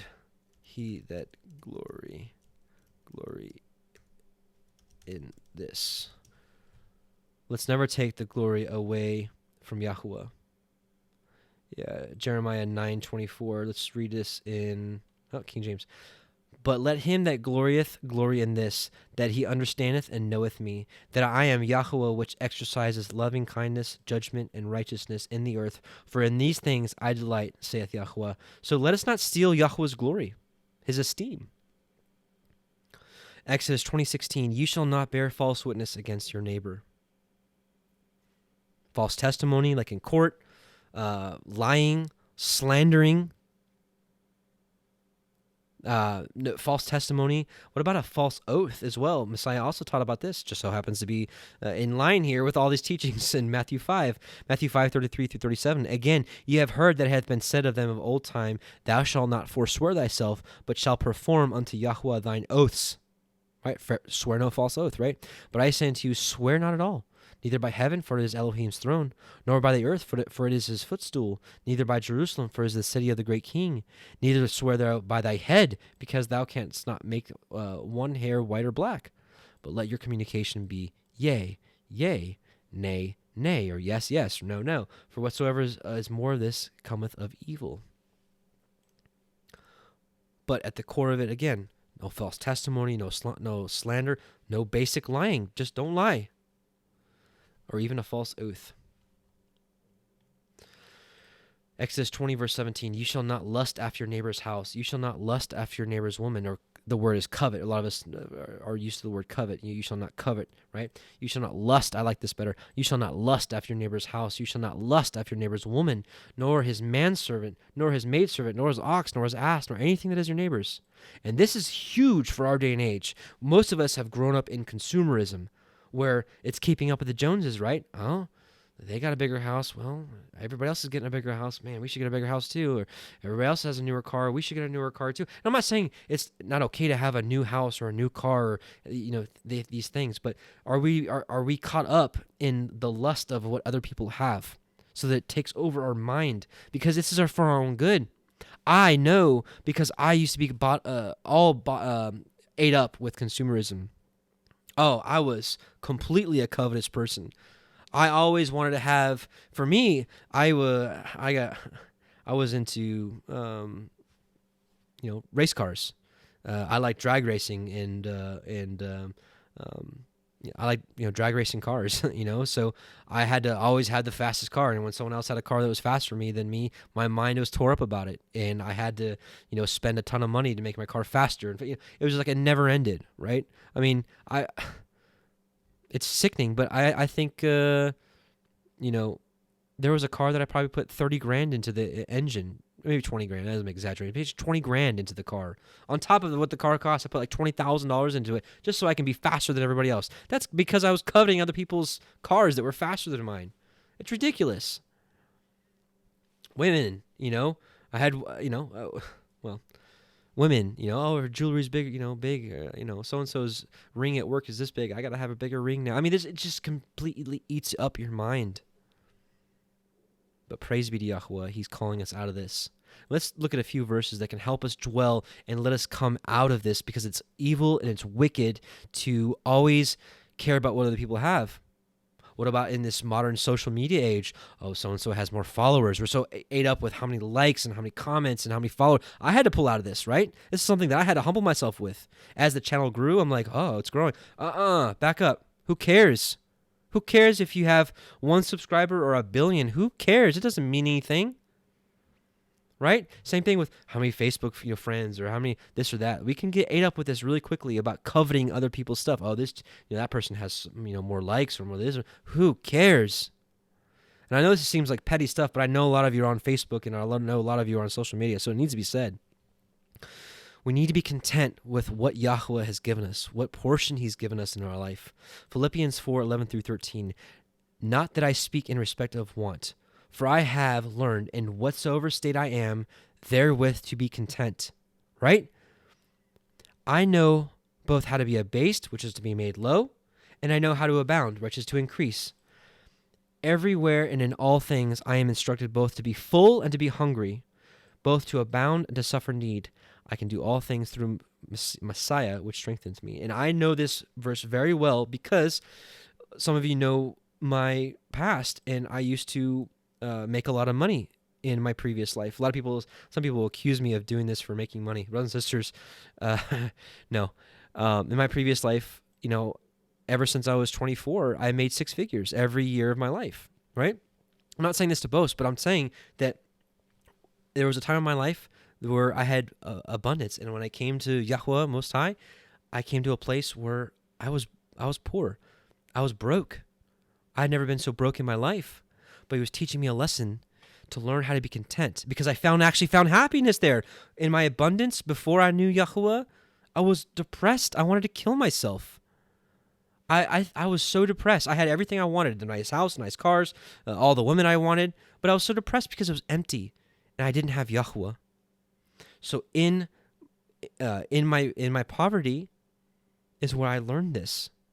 And I'm not sitting here like I'm this great person. I'm just sharing with you my journeys, and maybe that may speak something into your life, into your growth, and so we can share together.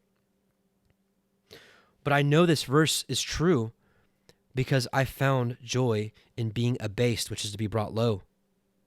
And we all need that. We're all in different seasons. Some of you that are listening, some of you may be in abundance right now. Some of you may be in leanness now. But we know that there's different seasons in our lives, and we have to be content with our portion in life that Yahuwah has given us. And that's part of not coveting, because when you're content with your portion, you're not coveting.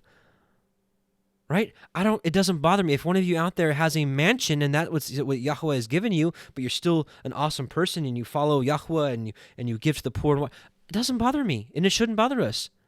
Right? And if you're in a hut, same thing, anyways. Ecclesiastes 9:7-10. Go thy way, eat thy bread with joy, and drink thy wine with a merry heart. For Elohim now accepteth thy works. Let thy garments always be white. This is interesting. This came up during this study because we talked earlier about washing our robes in Mashiach, in the blood of Messiah. Let thy garments always be white, and let thy head lack no ointment. Live joyfully with the wife whom thou lovest all the days of thy life. So wives, same thing for you with your husbands. Live joyfully with the husband whom thou lovest all the days of thy life, of thy vanity, which he hath given thee under the sun, all the days of thy vanity. For that is thy portion in this life. Be happy with it. Be happy with it. And I'm speaking to let me just say something. I'm not here on the soapbox. I am not a perfect person. Everything that we're talking about today, I'm speaking to my own life as well, and I need to continue to learn. And for me, right, even my portion, my wife, a lot of you don't know, some of you know, she's not with me on this walk. She's a believer, but she doesn't want to walk this walk of Torah, right? But I still have to be happy with my portion in life. This is exactly how Yahuwah wanted it. This is exactly how it was supposed to work out. And same for you, you wives with your husbands that aren't with you, or your husbands, or you husbands with your wives that aren't with you, or they're with you, or they are with you, this is our portion. Do we need to continue to pray for them, and so on and so forth, or whatever our struggle is in life? This is our portion. And in thy labor which thou takest under the sun, whatsoever thy hand findeth to do, so whatever your labor is, whatever your occupation is, do it with thy might, right? It doesn't matter if you're a carpenter or a plumber, if you're even a tax collector, right? For there is no work, nor device, nor knowledge, nor wisdom in the grave whither thou goest. Lamentations 3:24, this is the ultimate.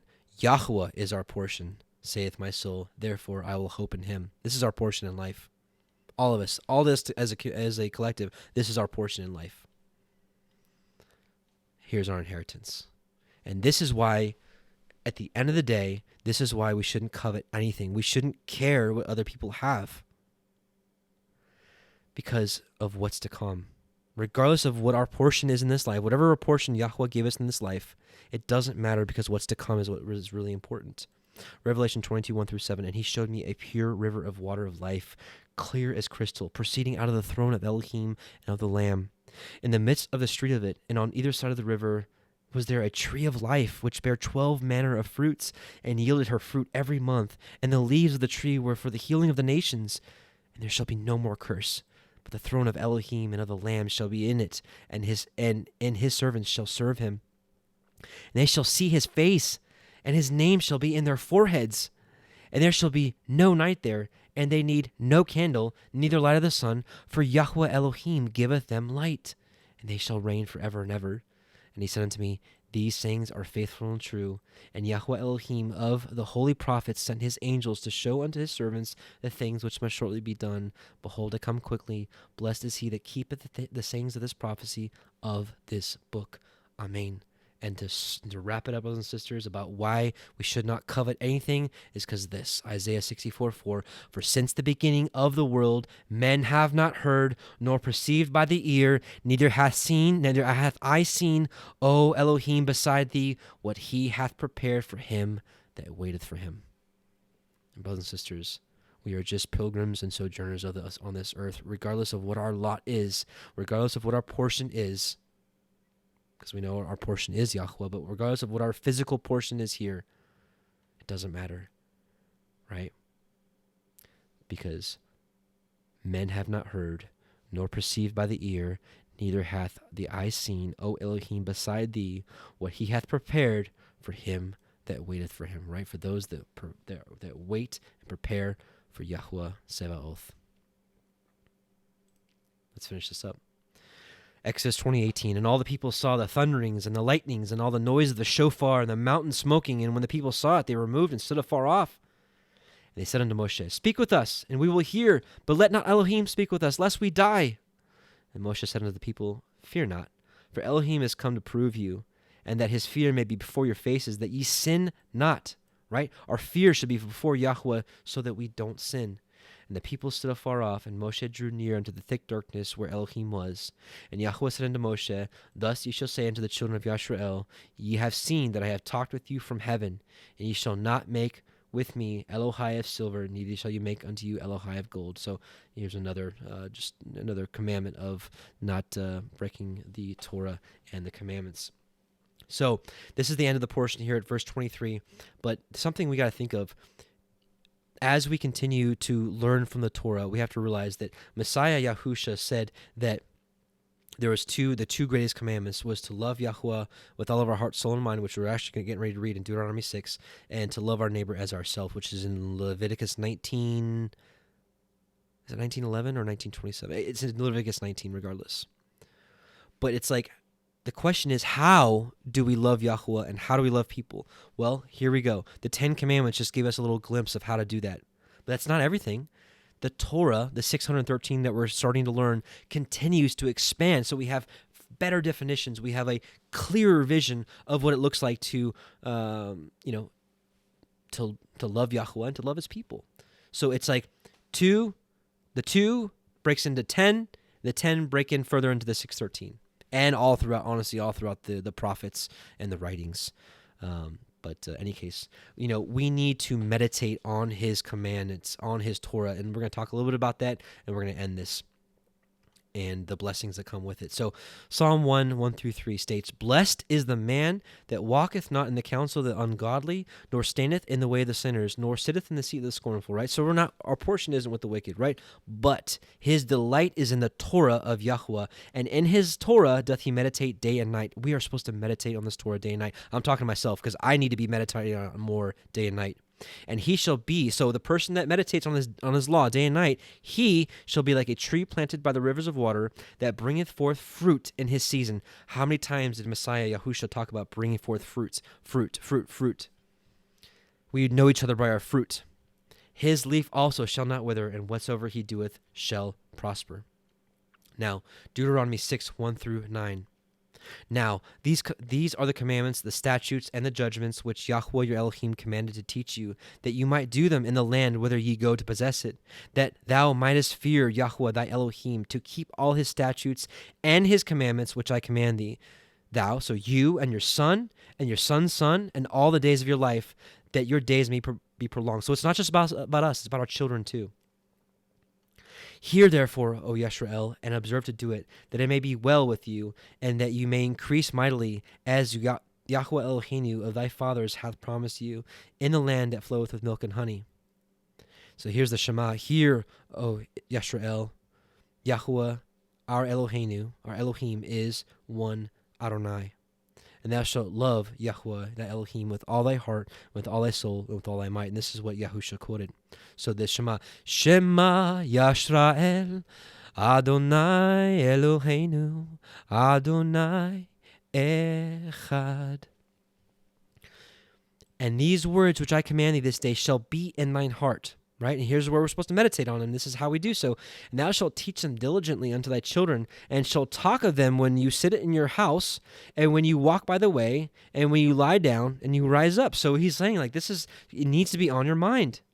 "And you shall bind them for a sign upon thine hand, and they shall be as frontlets between thine eyes." And what is so amazing about this is the exact opposite of the mark of the beast in Revelation 13. The mark of the beast in Revelation 13 is upon your hand or in your forehead. And what are the commandments of Yahuwah? "They shall be for a sign upon your hand, and they shall be as frontlets between your eyes," your forehead. "And thou shalt write them upon the posts of thy house and on thy gates." And to fulfill this, brothers and sisters, I've got the 10 Commandments around my house. I'm not boasting. I'm just giving you examples. So for those of you that are new to this, you can say, okay, maybe there's something I can do. I even have the 10 Commandments in my bathroom. So yes, every single time I go to the bathroom, guess what? I'm looking at the 10 Commandments and I'm reading them. You know what also you can do? Not break everything.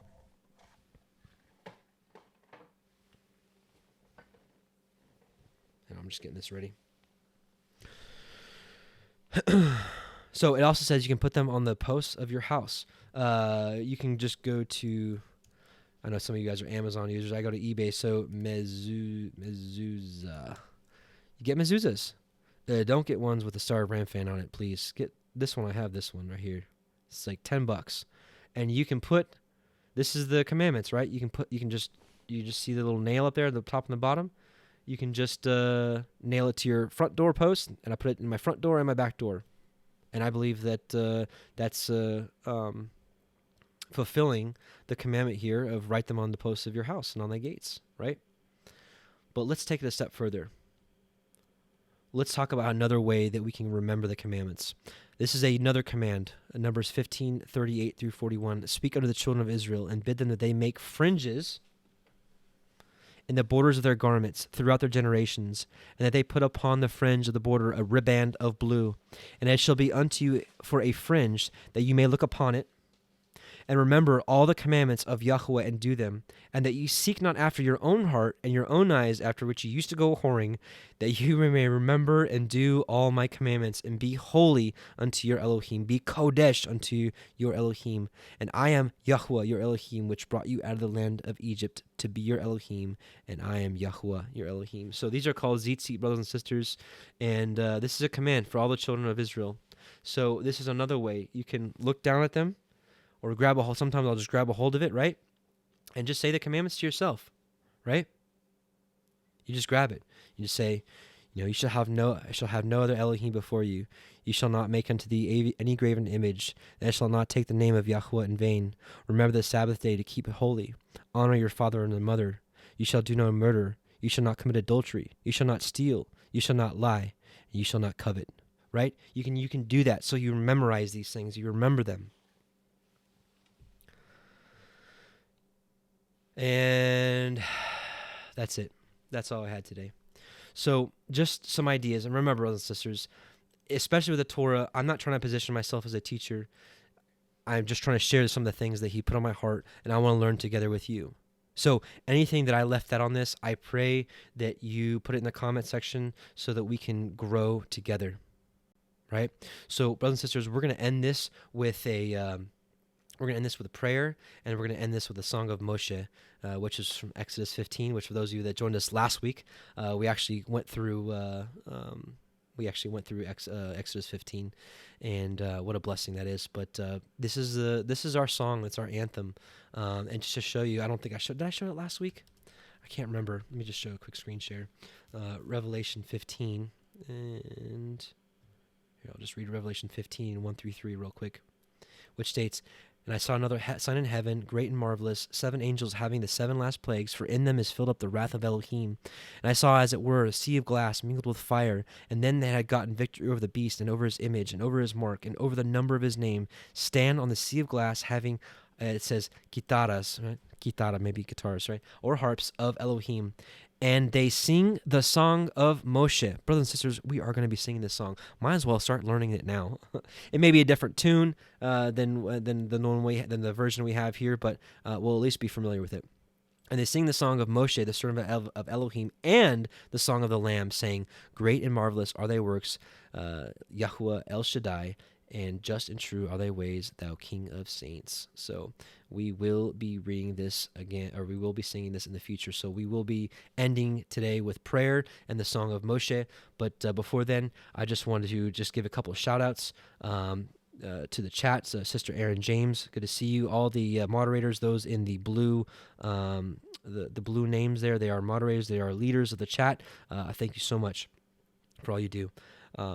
Joy Trujillo, good to see you. Andrew CC says, "I love my Zeet seat." Hey, me too. And it's not just like, it's not like for a boasting. Oh, and by the way, there's a passage. When that woman grabbed at the fringes of Yahusha, and her infirmity of 12 years was healed. She grabbed his Zeet seat. Messiah wore Zeet seat. Yahusha wore Zeet seat. Aaron James, Adam, we need the shofar link. I'm gonna be honest with you. I got this as a gift. Some of you may remember I got this as a gift from one of our sisters that is with us, and so I don't know exactly where they got this one. I know that this, you can probably look it up by looking up the priestly breastplate. You can just look up priestly breastplate shofar, and I think this one's silver plated. This is honestly one of the more expensive ones out there that you're going to find. But there's all kinds of shofars. You can get shofars for $20 on eBay, and they're good quality. I've gotten one myself, like a little ram's horn. So for those of you that joined us in the live stream last week or a couple days ago, we're talking about prepping, talking about food, water, supplies, plenty of versions of the scriptures, but also a shofar. So I would like you all just go on eBay and just put in ram's horn. You can get one for like $20. But I don't even know how much this one is, but I know it's expensive. And so, like I said, I got this as a gift from one of our brothers and sisters out there. So I'm going to leave her unnamed so that her reward is from Yahuwah and not from you.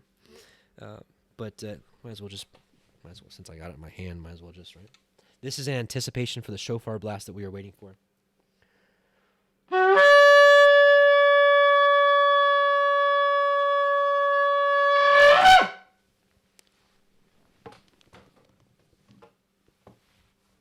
Start practicing on the shofar. In any case, let's do a quick prayer, and we're going to end with Brother Horvath's version of the Song of Moshe. And thanks again to Sister Jill Weiland, who did the lyrics for us. So let us bow our hearts.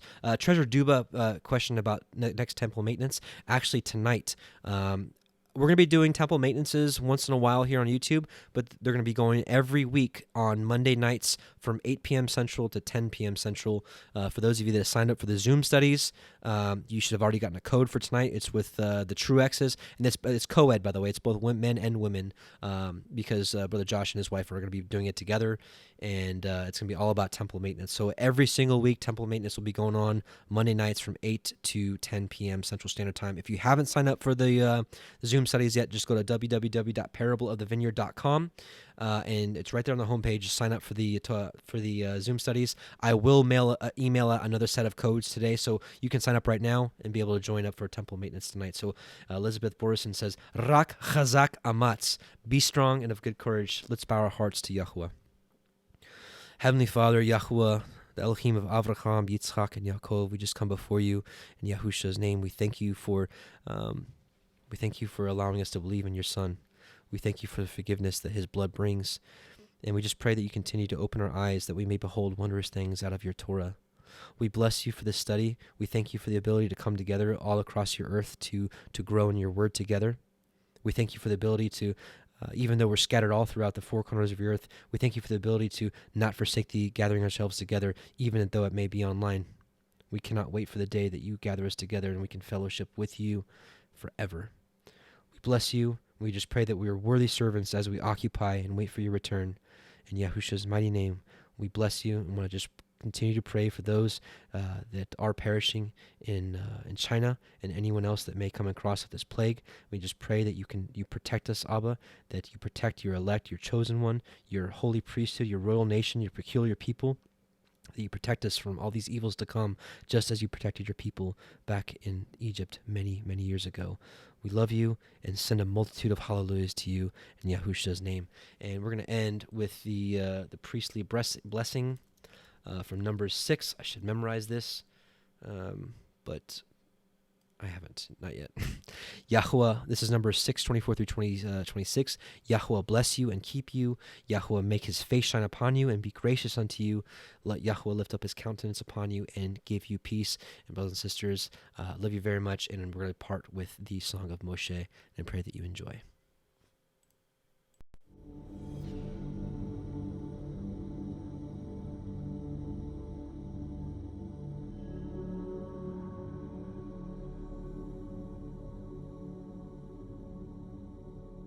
I sing to Yahuwah, for he is highly exalted. The horse and its rider he has thrown into the sea. Yah is my strength and song, and he has become my deliverance. He is my El, and I praise him, Elohim of my father, and I exalt him. Yahuwah is a man of battle, Yahuwah is his name. He has cast Pharaoh's chariots and his army into the sea, and his chosen officers are drowned in the sea of reeds. The depths covered them, they went down to the bottom like a stone.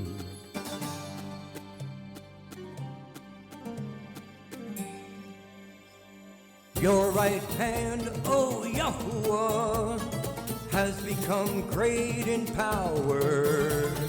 Your right hand, O Yahuwah, has crushed the enemy.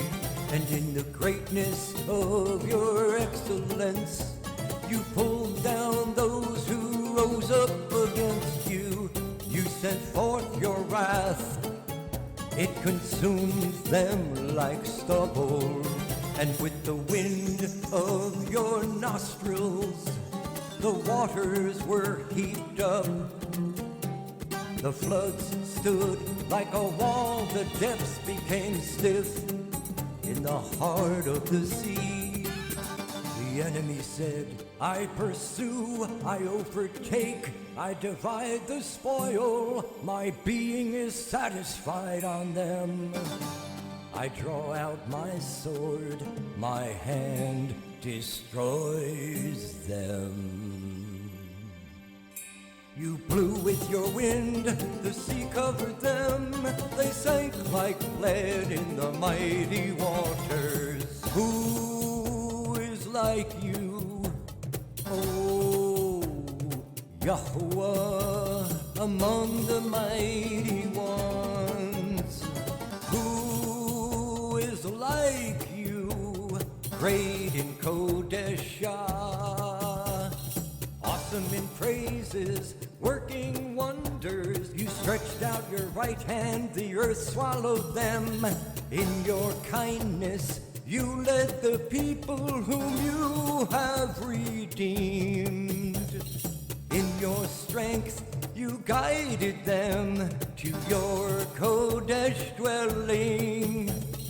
Peoples heard, they trembled.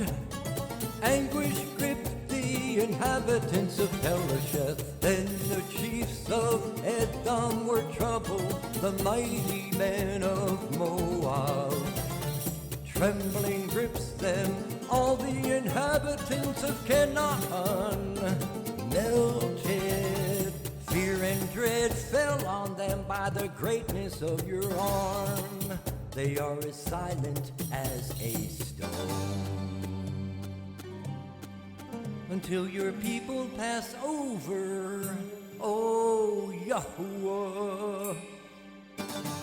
Until the people whom you have bought pass over. You bring them in and plant them in the mountain of your inheritance, in the place, O Yahuwah, which you have made for your own dwelling, the Mikdash, O Yahuwah, which your hands have prepared. Yahuwah reigns forever and ever.